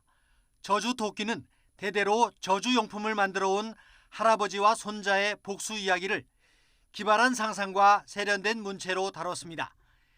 SF와 호러를 결합한 소설집으로 부커상에 도전하는 정보라 작가는 쓰고 싶은 대로 쓰고 있다며 원래 세상은 쓸쓸하고 인간은 외로운 존재라는 생각을 담았다고 말했습니다. 그러니까 쓸쓸하다고 말씀드린 거였어요. 이미 일어난 일은 일어난 일이고 세상은 계속 어느 정도는 불의하고 부정할 것이기 때문에 아무리 훌륭한 사회도 어느 정도는 부조리가 있기 때문에 그런 건 그냥 계속 안고 갈 수밖에 없다는 생각을 했어요. 대도시의 사랑법까지 두 작품을 부커상 1차 후보에 올린 영어 번역가 안톤 허. 그는 놀라운 상상력과 함께 문학성과 문체가 돋보이는 작가를 발견하고 즐겁게 번역에 나섰다고 설명했습니다. 그리고 이야기가 굉장히 참신했고 그냥 저한테는 너무나도 당연했어요. 읽자마자 이거는 영문권에 너무나도 잘 먹힐 것 같다 라는 생각이 정말 확 들었기 때문에 후보가 6편으로 압축된 부커상 수상작은 다음 달 26일 발표됩니다. 부커상 후보 지명으로 책 판매는 급증했습니다. 일본 서점 대상을 받은 손원평 작가의 30의 반격도 인기를 얻고 이수지 안데르센상 수상자의 최근작 여름이 온다는 요즘 하루에 1,600권씩 팔립니다. 최근 부커상을 비롯해 국제상 후보에 이름을 올리거나 수상한 분들이 많은데요. 이들 작품들은 이전의 판매에 비해서 4-5배가량 판매가 신장하였고 출판계는 수상의 낭보가 계속 이어지기를 기대하고 있습니다. YTN 김태현입니다. 네, 치매와 파킨슨병 등 뇌 질환을 진단하는 데에는 신경심리검사라는 뇌 인지검사가 필수인데요. 국내 바이오 기업이 기존에 60분 이상 걸리던 신경심리검사 판독 시간을 5분으로 단축하는 자동화 판독 프로그램을 개발했습니다. 이성규 기자가 취재했습니다. 40대 후반의 직장인 A씨. 최근 기억력이 떨어지는 것 같아 뇌 인지 기능을 종합평가하는 신경심리검사를 받았습니다. 신경심리검사는 뇌 질환의 진단과 치료, 재활 등에 필수적이지만 검사 결과를 판독하는 데 시간이 오래 걸립니다. 여기에다 판독 인원도 부족해 검사가 필요한 것으로 추정되는 400여만 명 가운데 90%는 제때 검사를 받지 못하고 있습니다. 그래서 수요는 점점 늘어나는데 거기에 비해서 이 검사를 시행할 수 있는 임상 심리사들은 그 수가 부족해서 결과적으로는 수요에 따른 공급이 충분히 되고 있지 않다는 것이 지금 문제라고 보시면 되겠습니다. 신경심리검사를 적게 받지 못하면 뇌질환의 조기 진단이 어렵고 적절한 치료법이나 재활계획 수립도 힘듭니다. 국내 연구진이 신경심리검사 판독 시간을 기존의 60분에서 5분으로 단축하는 자동화 판독 프로그램을 개발했습니다. 신경심리검사 관련 연구 데이터 40만 건을 빅데이터로 활용했습니다. 인터넷에 신경심리검사 채점 결과만 입력하면 즉시 판독 보고서 초안이 자동으로 생성되고 이후 검사자가 필요한 부분만 확인 수정해 최종 판독 보고서를 완성합니다. 회사는 자동화 프로그램을 이용해 판독의 속도를 높이고 임상시험자들의 숙련도에 따라 판독 편차도 줄일 수 있다고 설명합니다. 그래서 이런 이제 Read Smart for You와 같은 표준화된 자동 판독 리포트를 제공하는 소프트웨어를 씀으로써 이제 판독의 속도를 증가시킬 뿐만 아니라 판독의 수준이나 판독하는 양식의 표준화도 함께 이끌어낼 수 있기 때문에 이를 통해 환자의 검사 예약 기간을 단축하고 의료진이 더 많은 환자를 진료할 수 있을 것으로 기대하고 있습니다. 신경심리검사 자동 판독 서비스는 임상시험을 거쳐 이르면 2년 이내 상용화될 전망입니다. YTN 사이언스 이성규입니다. 오늘부터는 기온이 제자리를 되찾겠습니다. 현재 서울 기온은 7.7도로 어제보다는 낮지만 이맘때 수준이고요. 한낮에도 18도까지 올라서 포근한 봄 날씨를 회복하겠습니다. 다만 일교차가 10도 안팎으로 큰 만큼 옷차림에는 각별한 주의가 필요하겠습니다. 오늘 낮 동안 전국이 대체로 맑겠지만 늦은 오후부터 저녁 사이 중부 내륙에는 가끔 비가 내리겠고요. 강원 높은 산간에는 눈이 날리는 곳이 있겠습니다. 당분간 동해안과 제주도에는 너울성 파도가 높게 일겠습니다. 해안가 안전사고에도 각별히 주의하셔야겠습니다. 현재 기온 살펴보도록 하겠는데요. 현재 서울 기온은 7.7도, 대전은 6.6도, 부산은 9.7도를 보이고 있습니다. 낮 기온은 어제보다 3도에서 7도가량이 높아지겠는데요. 오늘 서울의 한낮 기온은 18도, 대전은 19도, 대구는 20도, 광주는 21도 선까지 크게 오르겠습니다. 주말 동안 대체로 맑고 따뜻한 봄 날씨가 이어질 전망입니다. 지금까지 날씨 정보였습니다. 네, 내각 인선을 놓고 갈등을 빚었던 윤석열 당선인과 안철수 인수위원장이 어제 저녁에 회동했습니다. 윤 당선인과 안 위원장, 장제원 당선인 비서실장은 어제 저녁 7시 반부터 서울 강남의 한 식당에서 만나 2시간 동안 식사를 함께 했습니다. 장 실장은 이 자리에서 세 사람이 윤석열 정부의 성공을 위해 화합을 약속했다고 밝혔습니다. 또 국민이 걱정하지 않도록 공동정부로서 한 채 흔들림 없이 손잡고 나가자고 의기투합했다고 덧붙였습니다. 이와 함께 식사는 웃음이 이어지는 아주 좋은 분위기였다고 덧붙였습니다. 앞서 안 위원장은 새 정부 내각 인선 과정에서 자신이 추천한 인사가 모두 배제된 점에 불만을 표출하면서 당선인과의 만찬 회의에 불참한 데 이어 인수위 공식 업무에도 참석하지 않았습니다. 윤석열 당선인의 1차 인선 대상인 8개 부처 장관 후보자들의 재산 평균치가 51억 원으로 집계됐습니다. 반도체 공학 분야 세계적 석학으로 특허 관련 수입 때문에 신고 재산이 160억 원을 넘는 이종호 과학기술정보통신부 장관 후보자를 빼면 평균 36억 원으로 확인됐습니다. 병원장 출신으로 62억 원의 재산을 신고한 정호영 보건복지부 장관 후보자는 배우자 공동 명의의 대구 남구 아파트와 본인 명의의 대구 소재 근린생활시설 건물 2채, 경북 구미에 있는 문중 논밭을 소유한 걸로 파악됐습니다. 네, 윤석열 대통령 당선인이 국회에 제출한 인사청문 요청안에 보면 장관 후보자 8명 중 추경호, 이종섭, 박보균, 김현숙, 이종우 후보자는 이른바 강남 3구에 집을 소유한 것으로 확인됐습니다. 본인과 가족 명의 재산으로 이종호 과학기술정보통신부 장관 후보자는 서울 서초구 잠원동 아파트 등 160억 원을, 추경호 경제부총리 겸 기획재정부 장관 후보자는 서울 강남구 도곡동 아파트 등 40억 원을 신고했습니다.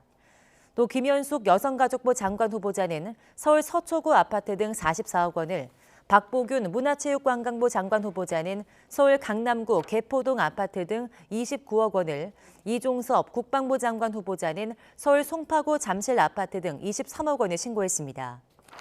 이창양 산업통상자원부 장관 후보자는 서울 성북구 삼선동 아파트 등 31억 원, 원희룡 국토교통부 장관 후보자는 제주시 소재 단독주택 등 19억 원을 신고했습니다.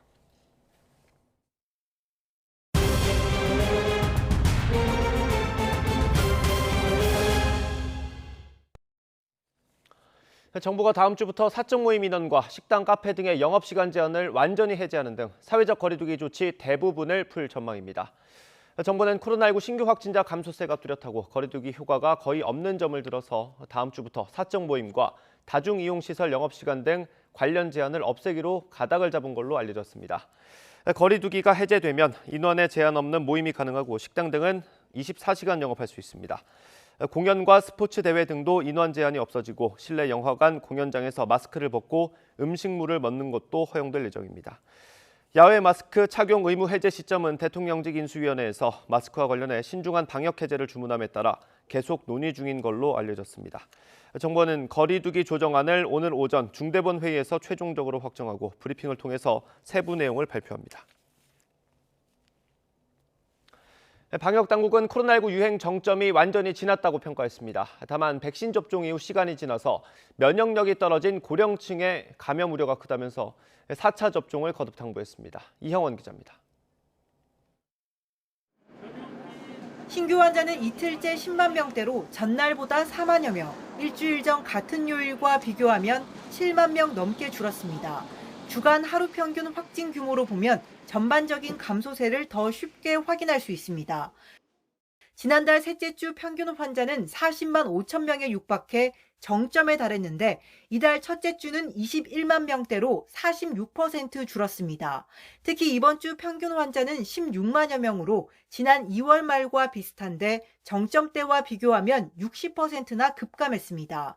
이를 근거로 방역당국은 유행 정점을 완전히 지나 감소세가 계속되고 있다고 평가했습니다. 유행 감소세의 위중증 규모도 지난달 7일 이후 38일 만에 1,000명 아래로 내려왔습니다. 위중증 환자의 최고치는 지난 3월 31일 1,315명이었고요. 유행 감소세에 따라서 앞으로도 더 계속 줄어들 것이라고 예상하고 있습니다. 다만 60살 이상 고령층 비중이 높은 점은 부담입니다. 실제로 신규 확진자 가운데 60살 이상 비중이 20%가 넘습니다. 주간 추이로도 증가세가 확인돼 이달 첫째 주 평균 20%를 넘어섰습니다. 이런 탓에 숨진 환자가 300명 넘게 늘었는데 60대 이상 고령층이 95%에 달합니다. 어제부터 이들에 대한 4차 접종을 시작한 이유인데 방역당국은 피해 최소화를 위해 백신을 맞아달라고 당부했습니다. 또 3차 접종 후 4개월이 지나가면서 위중증 환자가 증가할 위험이 있습니다. 신종변이, 또 유전자 재조합 변이가 계속 보고되고 있고 재감염 사례도 증가하고 있어 경각심을 유지하는 것이 필요합니다. 한편 정부는 일상 회복을 위한 의료체계 정비와 코로나19 등급 조정을 포함한 포스트 오미크론 대응 전략을 오늘 발표할 방침입니다. YTN 이영훈입니다. 미국 국무부는 태양절을 맞은 북한의 핵실험이나 미사일 시험 발사 가능성을 거듭 경고했습니다. 네드 프라이스 국무부 대변인은 현지 시각 14일 브리핑에서 북한이 과거 휴일이나 기념일을 도발에 이용해 왔다는 점을 알고 있다며 그럴 가능성을 긴밀히 주시하고 있다고 말했습니다. 앞서 지난 6일 성김 미국 국무부 대북특별대표도 너무 많은 추측을 하고 싶지 않지만 그것이 또 다른 미사일 발사가 될 수도 있고 핵실험이 될 수도 있다고 언급했습니다. 성김 미국 국무부 대북특별대표가 오는 18일에서 22일 우리나라를 방문합니다. 미국 국무부는 현지 시각 14일 김 대표가 방한 기간 노규덕 외교부 한반도 평화교섭본부장과 다른 고위 당국자들을 만날 예정이라며 이같이 밝혔습니다. 국무부는 이번 방문에서 김 대표는 북한의 최근 대륙간 탄도미사일 ICBM 시험 발사에 대한 국제사회의 대응을 포함해 한반도 상황을 논의할 예정이라고 설명했습니다. 김 대표의 방안에는 정박 국무부 대북특별 부대표도 동행합니다. 국무부는 이번 방안이 한미가 한반도의 완전한 비핵화와 항구적 평화 진전을 추구하면서 북한 문제에서 한국과의 긴밀한 협력에 대한 약속을 강조하는 거라고 설명했습니다. 네, 러시아 흑해함대 기함인 모스크바 함에서 큰 폭발이 일어나 침몰했습니다. 우크라이나 측 주장대로 미사일 공격으로 인한 것인지 확인되지 않았지만 우크라이나 동남부에서 전선에 집중하려는 러시아군에게는 큰 타격이 될 거란 분석입니다. 보도에 김은건 기자입니다. 러시아 흑해 함대를 이끄는 모스크바함. 다양한 크루즈 미사일과 대공 미사일을 갖춰 역내 최강 전력을 자랑하는 순양함입니다. 우크라이나군은 현지 시각 13일 지대함 미사일로 모스크바함을 공격해 상당한 피해를 줬다고 주장했습니다. В Чорноморській операційній зоні протикорабельними ракетами «Нептун» уражений крейсер «Москва», флагман Чорноморського флоту Росії, отримав суттєве пошкодження. Виникла пожежа. 이에 러시아 국방부는 모스크바함에서 탄약이 폭발해 화재가 발생했을 뿐이라고 반박했습니다. 또 승무원들은 다른 배로 대피했다며 항구를 예인하던 중 악천후 속에 침몰했다고 밝혔습니다. 미국 정부는 우크라이나의 공격 여부를 확인할 수는 없지만 러시아에는 큰 타격이 될 것이라고 밝혔습니다. One story is that it was just incompetence, and the other was that they came under attack, and neither is a particularly good outcome for them. 특히 모스크바함이 기함이란 상징성이 있는 데다 해상 작전이나 내륙 부대에 대한 직접 지원 능력에 영향을 줄 수도 있다는 분석입니다. 러시아군의 함락이 임박한 것으로 알려진 남부 요충지 마리우폴에서도 우크라이나군은 사력을 다하고 있습니다. 1000명 이상의 우크라이나 병사가 항복했다는 러시아 주장은 가짜뉴스라며 해병 여단이 현지 아조우 연대와 합류해 여전히 싸우고 있다고 주장했습니다. 하지만 러시아가 다음 달 9일 2차 세계대전 승전 기념일에 맞춰 마리우폴에서 열병식을 준비하고 있다는 주장도 나오는 등 함락 위기가 커지고 있습니다. YTN 김건희입니다. 조 바이든 미국 대통령이 우크라이나에 대한 지지를 보여주기 위해서 미국의 고위급 인사를 우크라이나 수도 키이우에 보내는 방안을 검토하고 있습니다. 바이든 대통령은 현지 시간 14일 노스캐롤라이나 방문길에 만난 기자들의 관련 질문에 우리는 지금 그 결정을 내리고 있는 중이라고 답했습니다. 바이든 대통령은 누구를 보낼 거냐는 물음에 기자들에게 여러분은 갈 준비가 됐느냐고 반문했습니다. 앞서 미국 언론들은 정통한 소식통을 인용해서 바이든 행정부가 우크라이나에 고위 당국자를 보내기 위한 사전 논의를 진행했다고 보도했습니다. 네, 러시아의 우크라이나 침공의 위협을 느낀 스웨덴과 핀란드가 북대서양 조약기구 나토 가입을 추진하자 러시아가 발트에 핵무기를 배치할 수도 있다면서 강력한 경고의 메시지를 날렸습니다. 러시아 위협에도 핀란드가 오는 6월 나토 정상회의 때 가입을 신청하고 스웨덴도 뒤를 따를 거란 관측이 나오고 있습니다. 보도에 김영근 기자입니다. 북대서양 조약기구 나토의 확장을 막겠다는 명분으로 우크라이나를 침공한 러시아. 뜻하지 않게 북유럽 핀란드와 스웨덴의 나토 가입 추진으로 불똥이 튀자 다급해졌습니다. 푸틴 대통령의 최측근 메드베데프 국가안보회의 부의장이 나서 핵무기 카드까지 꺼내들었습니다. 적대국이 늘어나는 만큼 군사적 균형을 맞추기 위해 방어 수단을 강화할 수밖에 없다는 겁니다. 그러면서 지상군과 방공망, 해군력을 강화하고 발트해에 핵을 배치할 수밖에 없다고 경고했습니다. 크렘린궁도 군사력 강화 방안을 마련하라는 푸틴 대통령의 지시가 내려졌다고 밝혔습니다. Есть действующее поручение президента, Министерству обороны представить предложение по усилению западного нашего фланга. 스웨덴과 핀란드는 유럽연합 회원국이지만 그동안 군사적 중립을 지켜왔습니다. 하지만 러시아의 우크라이나 침공을 계기로 나토 가입을 적극 검토하고 나섰습니다. 국민 여론도 나토 가입을 원하는 쪽으로 바뀌었습니다. We will have the discussions within the Finnish parliament upcoming weeks, but I think our process will be quite fast. It will happen in weeks, as I mentioned. 일각에선 핀란드가 오는 6월 나토 정상회의 때 가입을 신청하고 스웨덴도 뒤를 따를 것으로 보고 있습니다. 나토 확장 저지를 막기 위해 감행한 러시아의 우크라이나 침공이 오히려 중립국의 나토 가입을 촉진하는 자충수가 되고 있습니다. YTN 김영근입니다. 네, 오늘 새벽 3시 반쯤 서울 영등포구에 있는 4층짜리 상가에서 불이 나 한 명이 숨졌습니다. 구조 요청을 받고 출동한 소방당국이 30분 만에 3층과 4층에서 각각 60대 남성과 70대 여성을 구조했지만 병원으로 옮겨진 60대 남성은 숨졌습니다. 목격자들은 폭음과 함께 상가 1층에서 불꽃이 보였고 불이 삽시간에 4층까지 번졌다고 말했습니다. 경찰과 지방자치단체, 한국도로공사가 처음으로 대대적인 합동 단속을 벌였습니다. 음주 운전자들은 물론 지방세와 과태료를 상습 체납한 사람들도 줄줄이 적발됐습니다. 이경국 기자입니다. 유흥가가 밀집한 서울 강남의 신사역 사거리. 경찰이 도로를 지나는 차들을 멈춰 세웁니다. 사회적 거리두기 완화로 음주운전이 늘었을 것으로 보고 대대적인 단속에 나선 겁니다. 단속 시작 40분 만에 음주운전 차량이 적발됐고 조금만 더 나와서 신고했습니다. 정지 수치 나왔습니다. 저희가. 술을 마신 뒤 헬멧도 쓰지 않은 채 전동 킥보드를 타던 남성도 경찰에 적발됐습니다. 술 얼마나 드셨어요? 어디서 마셨어요? 편의점에서. 단속에는 서울시와 구청, 한국도로공사도 처음으로 함께 참여했습니다. 음주 단속과 동시에 과태료나 지방세 체납 차량을 단속하기 위해서입니다. 적게는 수십만 원에서 많게는 수백만 원에 이르기까지 단속이 진행된 강남과 동대문에서 체납 차량이 줄지어 적발됐습니다. 지방세와 세외 수입 체납액이 200여만 원에 달하는 한 체납자. 적발 뒤에도 태연하게 꼭 지금 세금을 내야 하느냐고 되묻습니다. 지금 내라고요. 안 내면 어떻게 해요? 카메라 치우시라고요. 무슨 이런 경우가 있느냐며 도리어 짜증을 내기도 합니다. 아니 무슨 지금 여기서 하라 그래요. 돈이 없어요. 왜 이래요? 거세게 항의하던 체납자들은 결국 번호판을 떼어갈 수도 있다는 말을 듣고 나서야 밀린 세금을 냈습니다.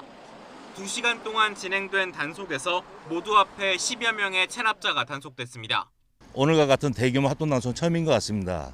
시민들한테 음주운전 및 체납에 대한 경각심을 계속해서 줄 예정입니다. 연계가 안 되고 있었는데 저희가 이렇게 합동으로 이런 주체를 합동으로 조사를 함으로써 서로 같은 시너지 효과가 컸었습니다. 경찰과 지자체, 한국도로공사는 매달 마지막 주 이 같은 합동 단속을 이어간다는 방침입니다. YTN 이경국입니다.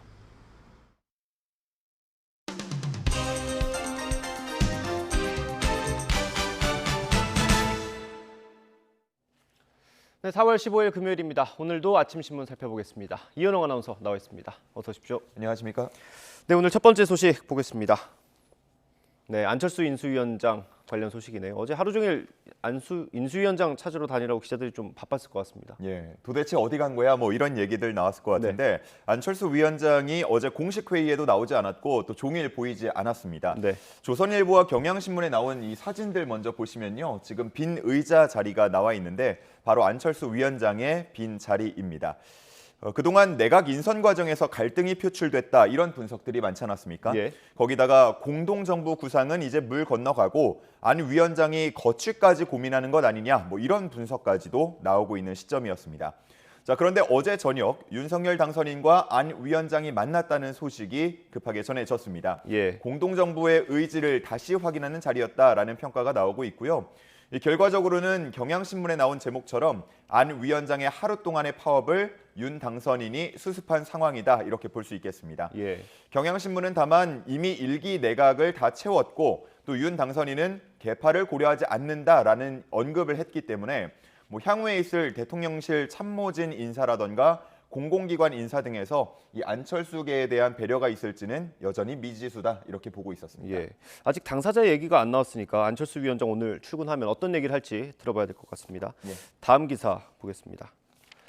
네, 어제 이제 1기 내각이 대부분 다 발표가 됐죠. 18명이 다 발표가 됐는데 평가는 좀 어떻습니까? 네, 그렇습니다. 서울신문이 이 전체적인 인사에 대한 분석을 해놓은 네. 기사를 썼는데요. 국무총리와 18개 부처장관 후보자 모두 다 이제 지명이 끝났고 네. 대통령 비서실장까지 내정이 됐습니다. 네.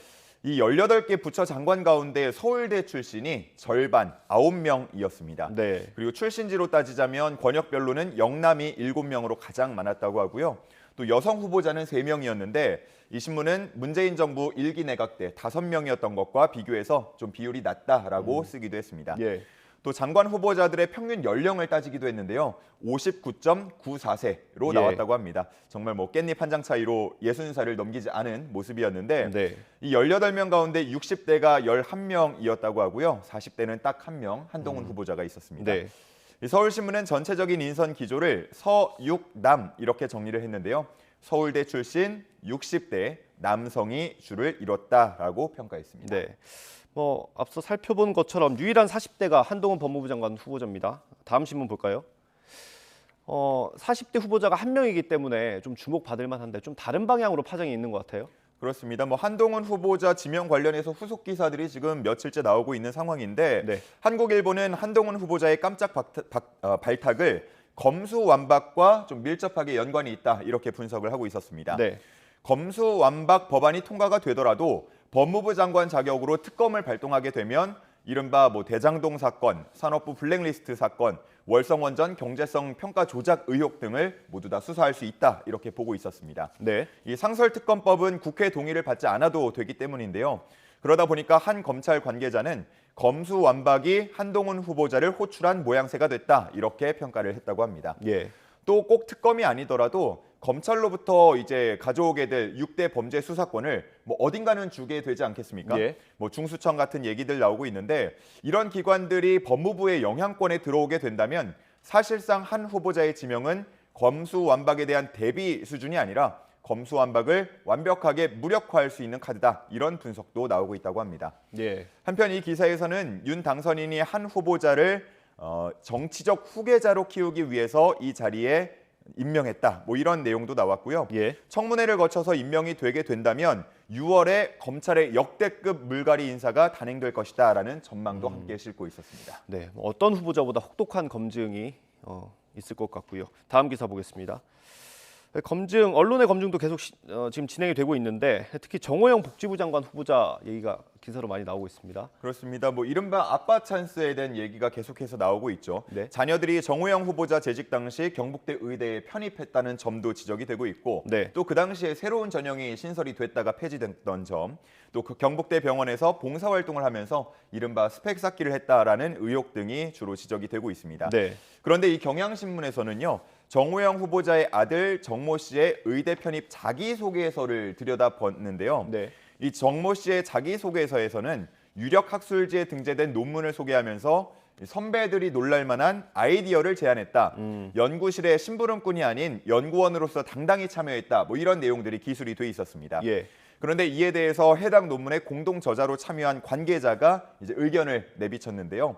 이 익명의 관계자는 연구에서 가장 중요한 것은 결국 아이디어인데 그 논문에 해당 아이디어는 자신의 아이디어였다. 이렇게 얘기를 했습니다.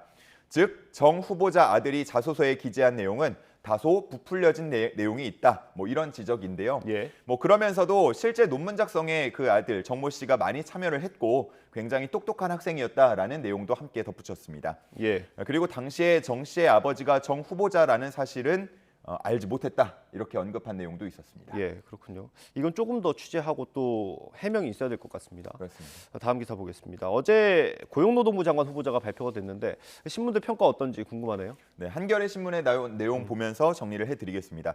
고용노동부 장관에 이제 이정식 후보자가 지명이 됐는데 네. 30년 동안 한국노총에서 활동한 노동계 인사입니다. 그러다 보니까 뭐 인선 발표 전까지만 하더라도 주로 시장경제학자들이 하마평에 오르면서 네. 내정되지 않을까 이런 예고들이 있었는데 예상이 있었는데 노동계 인사가 발표가 되니까 다소 의외라는 반응들이 나왔습니다. 이 이정식 후보자는요, 과거 김대중 정부에서 노사정위원회 전문위원을 맡은 바 있고 또 문재인 정부에서는 노사발전재단의 사무총장을 지낸 바 있습니다. 이 후보자는 노사 간의 대립이 적은 사안들부터 먼저 다루겠다라는 계획을 밝혔는데요. 뭐 청년 일자리 문제라던가 양극화 문제, 또 플랫폼 종사자나 프리랜서 보호 등이 먼저 다뤄질 것으로 보입니다. 예. 한편 중대재해처벌법에 대해서 보완이 필요하다 이런 입장을 보였는데요. 뭐 구체적인 의견을 비추진 않았지만 신문에서는 논란이 예상된다 이렇게 언급을 했고요. 네. 또 최저임금 문제에 대해서도 원론적인 입장을 밝히는 데 그쳤다 이렇게 평가를 하고 있었습니다. 예, 노동계 인사인데 중대재해처벌법에는 보완이 필요하다 이렇게 밝혔군요. 이 내용을 좀 앞으로 많이 짚어봐야 될 것 같습니다. 다음 기사 보겠습니다. 참 이 대출이 많은 입장에서는 부담스러운 하루였습니다. 어제 기준금리가 또 올랐습니다. 그렇습니다. 어제 이제 1.5%가 된 겁니다. 지난 1월에 0.25%포인트 올린 바 있었는데 석 달 만에 다시 한번 0.25%포인트 올리면서 이제 기준금리는 연 1.5%가 됐습니다. 그에 대한 배경은 역시나 코로나19 그리고 물가 상승 때문인데요. 신문에서는 이제 긴축의 시대가 열렸다라고 표현을 했습니다. 이번 인상은 다소 예상 외다라는 반응들도 있었는데 아무래도 한은 총재가 현재 공석이다 보니까 이번에는 동결하지 않을까 그런 예상들이 있었는데요. 만장일치로 금리 인상이 결정이 됐습니다. 이 신문들 보니까 대체로 연내 추가 인상까지도 전망을 하고 있는데요. 그러다 보니까 말씀하신 대로 대출 이자를 걱정하는 사람들이 많아지는 분위기입니다. 이 신문에서는 한 예시를 들었는데 10억 원짜리 아파트를 영끌 70%의 대출을 끼고 산 부부의 얘기를 담고 있었습니다. 그동안에는 매달 95만 원 정도 대출 이자를 냈었는데 벌써 이게 137만 원까지 올랐다고 하고요. 앞으로도 더 늘어나기 때문에 부담이 커지고 있다라는 예시를 쓴 겁니다. 지금 주택담보대출 금리가 6%를 넘어선 곳까지 나오고 있는 상황인데요. 은행권에서는 연내 7%를 돌파할 거라는 전망도 나오고 있는 상황입니다. 여기에 더해서 빚을 내면서 가게를 유지해온 자영업자들도 시름이 앞으로 더 깊어질 거다 이렇게 전망을 하고 있었는데요. 물가 상승도 부담인데 또 금리 오르는 것도 역시나 부담인 이런 대응이 좀 어려운 상황인 것 같습니다. 그렇게 어려운 문제인 것 같습니다. 차기 정부가 출범하면 어떤 대책을 내놓을지도 지켜봐야 될 것 같습니다. 다음 기사 보겠습니다. 지금 러시아가 우크라이나를 침공해서 전쟁을 하고 있는데 스웨덴과 핀란드가 나토에 가입한다는 의사를 밝혔다고 하더라고요. 그렇습니다. 러시아가 처음에 우크라이나를 침공하면서 명분으로 내세웠던 게 나토의 동진이었습니다. 나토가 점점 진영을 확장하면서 러시아의 안보를 위협한다 이런 내용이었는데 근데 오히려 이번 우크라이나 사태로 그동안 중립주의를 유지하던 북유럽 나라들이 나토에 가입할 의사를 비추게 됐다고 합니다. 그러면서 자충수라는 또 표현을 쓰기도 했는데 이 대표적인 게 핀란드와 스웨덴입니다. 여기 지도에 나온 거 보시면요. 파란색으로 표시된 부분이 4월 현재 나토 회원국이고 노란색으로 표시된 부분이 스웨덴과 핀란드인데 이제 가입을 검토 중인 나라라고 볼 수 있겠습니다. 이 두 나라는 6월 말 스페인 마드리드에서 진행이 될 나토 정상회의에서 가입 신청서를 제출할 것으로 전망이 되고 있는데요. 만약 이 두 나라까지 나토에 가입을 하게 되면 러시아로는 이 서북부 국경을 모두 나토 회원국으로 포위당하는 셈이 됩니다. 그러다 보니까 러시아는 이 두 나라가 나토에 가입하게 되면 발트해에 핵무기를 배치할 수 있다 이렇게 위협을 하고 있는 상황입니다. 그렇군요. 다음 기사 보겠습니다. 소개팅 앱과 관련된 기사네요. 이거 사실 실제로 사용하신 분들은 많이 황당했을 것 같습니다. 그렇습니다. 남성 회원들을 끌어모으고 그 결제를 유도하기 위해서 유령 여성 회원을 만들어냈다라는 의혹들이 그동안에도 있었는데 이번에 사실로 드러났습니다. 처음에 내부 고발을 통해서 알려졌는데요. 아만다라던가 너랑 나랑 등의 앱을 운영하는 테크랩스가 가짜 여성 계정을 만들어서 내부 직원들이 그 계정으로 활동하도록 지시를 했다고 합니다. 작년 11월 기준으로 이 앱의 익명 게시판에 올라온 하루 평균 게시글이 1,100여 개 정도 됐었는데 이 중에 최소 26%가 내부 직원들에 의한 허위 게시물이었다고 합니다. 이 익명 게시판에 올라온 글 내용을 보고 만약에 글 내용이 마음에 드네, 상대가 마음에 든다라고 하면은 결제를 해서 그 글 작성자와 대화를 시작할 수 있는데 그런 거를 이제 유도를 한 것이라고 보면 되겠고요. 또 다른 앱에서는 남성 회원들이 느끼기에 자신들에게 호감이 있도록 하는 여성들이 많아 보이도록 조작을 해서 역시나 결제를 유도하는 방식을 사용했다라는 내용도 있었습니다. 또 이 회사가 대만에서 운영 중인 앱도 있는데요. 그 앱의 여성 회원 사진과 개인정보를 무단 도용해서 국내 소개팅 앱의 허위 계정들을 만드는 데 사용했다 이런 내용도 있었습니다. 그동안 소개팅 앱을 둘러싸고 이용자들 사이에서 이런 의혹들이 늘 있어 오긴 했는데 이번엔 사실로 드러난 만큼 이용자들의 분노가 커질 것으로 보입니다. 그렇군요. 여기 대표이사가 직접 관여한 조항도 있다고 기사에 있네요. 네, 그렇습니다. 이게 권익위에 신고가 됐다고 하니까 앞으로 경찰 수사로도 이어질 가능성이 있을 것 같습니다. 지켜보도록 하고요. 오늘 마지막 기사 보겠습니다. 네, 어떤 인물을 조명한 기사입니다. 어떤 분이죠? 예, 동아일보에 나온 기사인데요. 제목부터 보면 파독 광부의 아들 미국의 연방 항소법원의 판사가 된다라고 쓰여 있습니다. 네. 며칠 전에 바이든 대통령이 5명의 신임 연방 판사를 지명을 했는데요. 네. 이 중에 존 리, 그러니까 한국계 미국인인 이지훈 씨가 포함이 돼 있었습니다. 보통 이제 이런 내용을 들으면 뭐 교포 2세이거나 어렸을 때 유학을 간 엘리트 출신 뭐 떠올리기 쉬운데요. 네. 이 존 리 판사는 좀 사연이 남다릅니다. 존 리 판사는 부모님이 1960년대 파독 근로자 출신입니다. 예. 광부인 아버지 그리고 간호사인 어머니 사이에서 태어났고요. 처음에는 가정 형편이 어렵다 보니까 바로 한국에 있는 외할머니 집으로 와서 지냈다고 합니다. 그러다가 부모님이 독일에서 미국으로 이주할 때, 그러니까 존 리 판사가 4살 때 다시 미국으로 가서 부모님과 함께 살게 됐는데요. 이후에 스스로 공부를 열심히 해가지고 하버드대 그리고 하버드대 로스쿨까지 나오면서 판사가 됐습니다.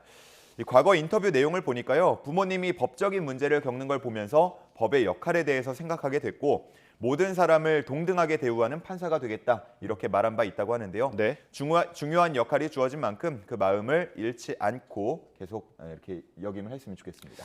네, 앞으로 활동이 어떻게 될지 지켜보겠습니다. 오늘 말씀 여기까지 듣겠습니다. 고생하셨습니다. 감사합니다.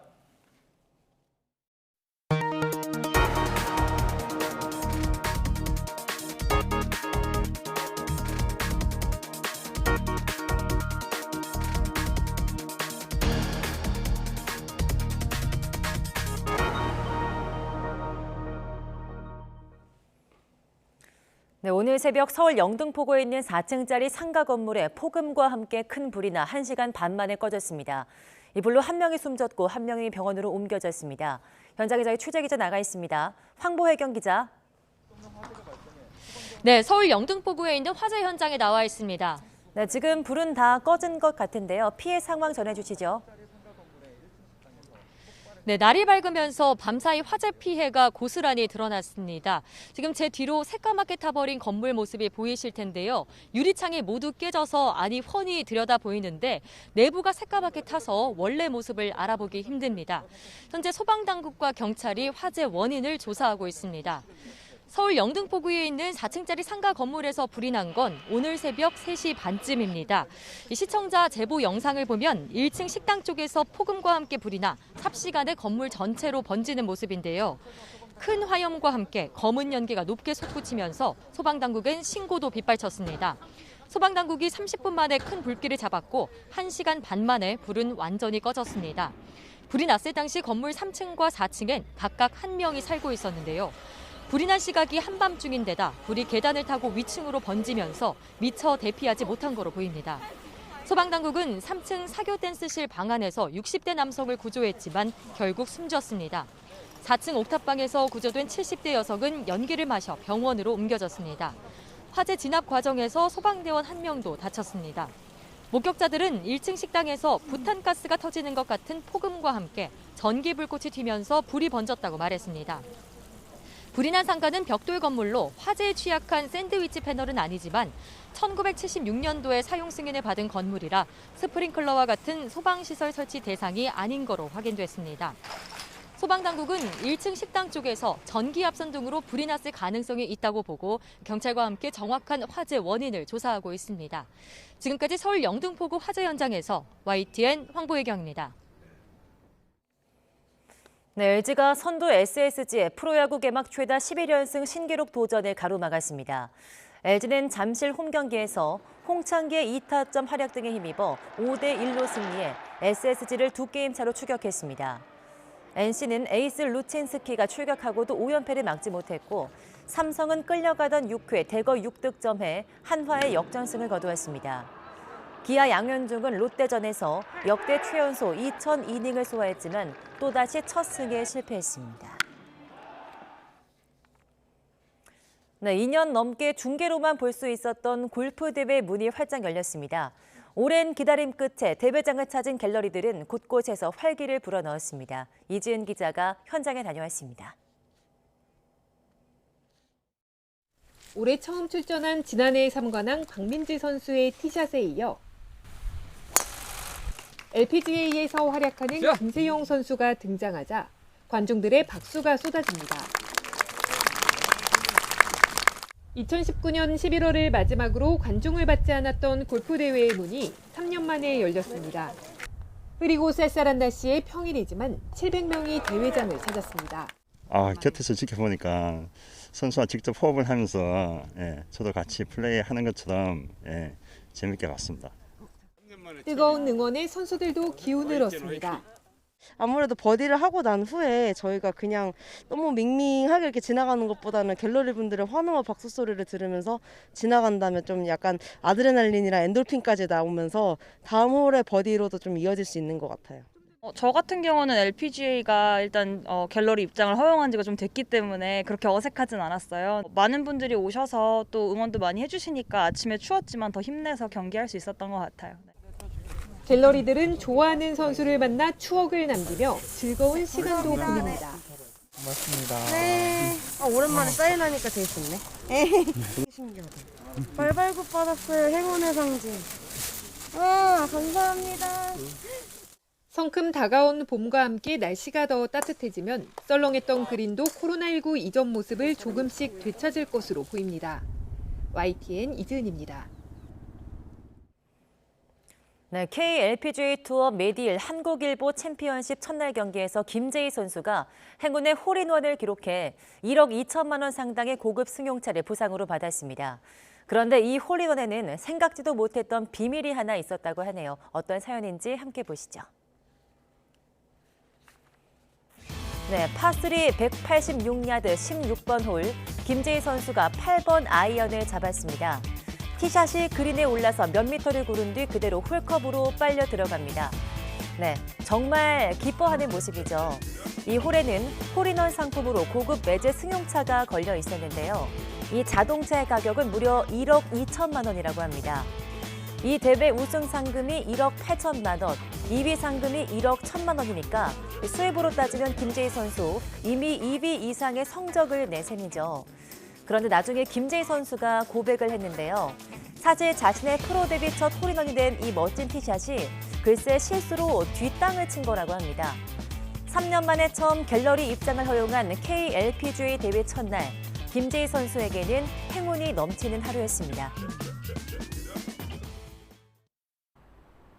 흐리고 서늘했던 어제와 달리 오늘은 다시 예년 이맘때 수준의 봄 날씨를 회복하겠습니다. 현재 서울 기온은 7.7도로 어제 아침보다는 다소 쌀쌀하게 느껴지고 있는데요. 다행히 낮 동안에는 18도까지 기온이 크게 오르면서 비교적 포근함이 감돌겠습니다. 다만 늦은 오후부터는 날이 급격하게 흐려지겠고 퇴근길 무렵에는 서울 등 중부지방에 비가 조금 지나겠습니다. 우산 챙겨 나오시기 바랍니다. 오늘 낮 동안에는 다시 맑은 날씨를 회복하겠습니다. 다만 늦은 오후부터 서울 등 중부지방과 영남지방에는 구름이 많이 끼겠고 퇴근길 무렵 서울과 경기, 강원 영서와 충북에는 5mm 안팎의 비가 조금 지나겠습니다. 현재 기온 살펴보겠습니다. 서울 7.7도, 대전 6.6도, 광주는 10.9도를 보이고 있습니다. 낮 기온은 어제보다 2에서 6도가량 높아 비교적 포근하겠습니다. 서울 18도, 대전 19도, 대구 20도, 광주는 21도까지 오르면서 일교차가 크게 벌어지겠습니다. 옷차림에 유의하시기 바랍니다. 주말 동안에도 맑고 따뜻한 봄 날씨가 이어지겠고요. 일교차가 10도 이상 크게 벌어질 전망입니다. 먼 남해상에서 태풍이 지나가고 있습니다. 간접 영향으로 동해안과 제주도에는 당분간 너울성 파도가 높게 일겠습니다. 해안가 안전사고에 각별히 유의하시기 바랍니다. 지금까지 서울 상암동에서 YTN 윤수빈입니다.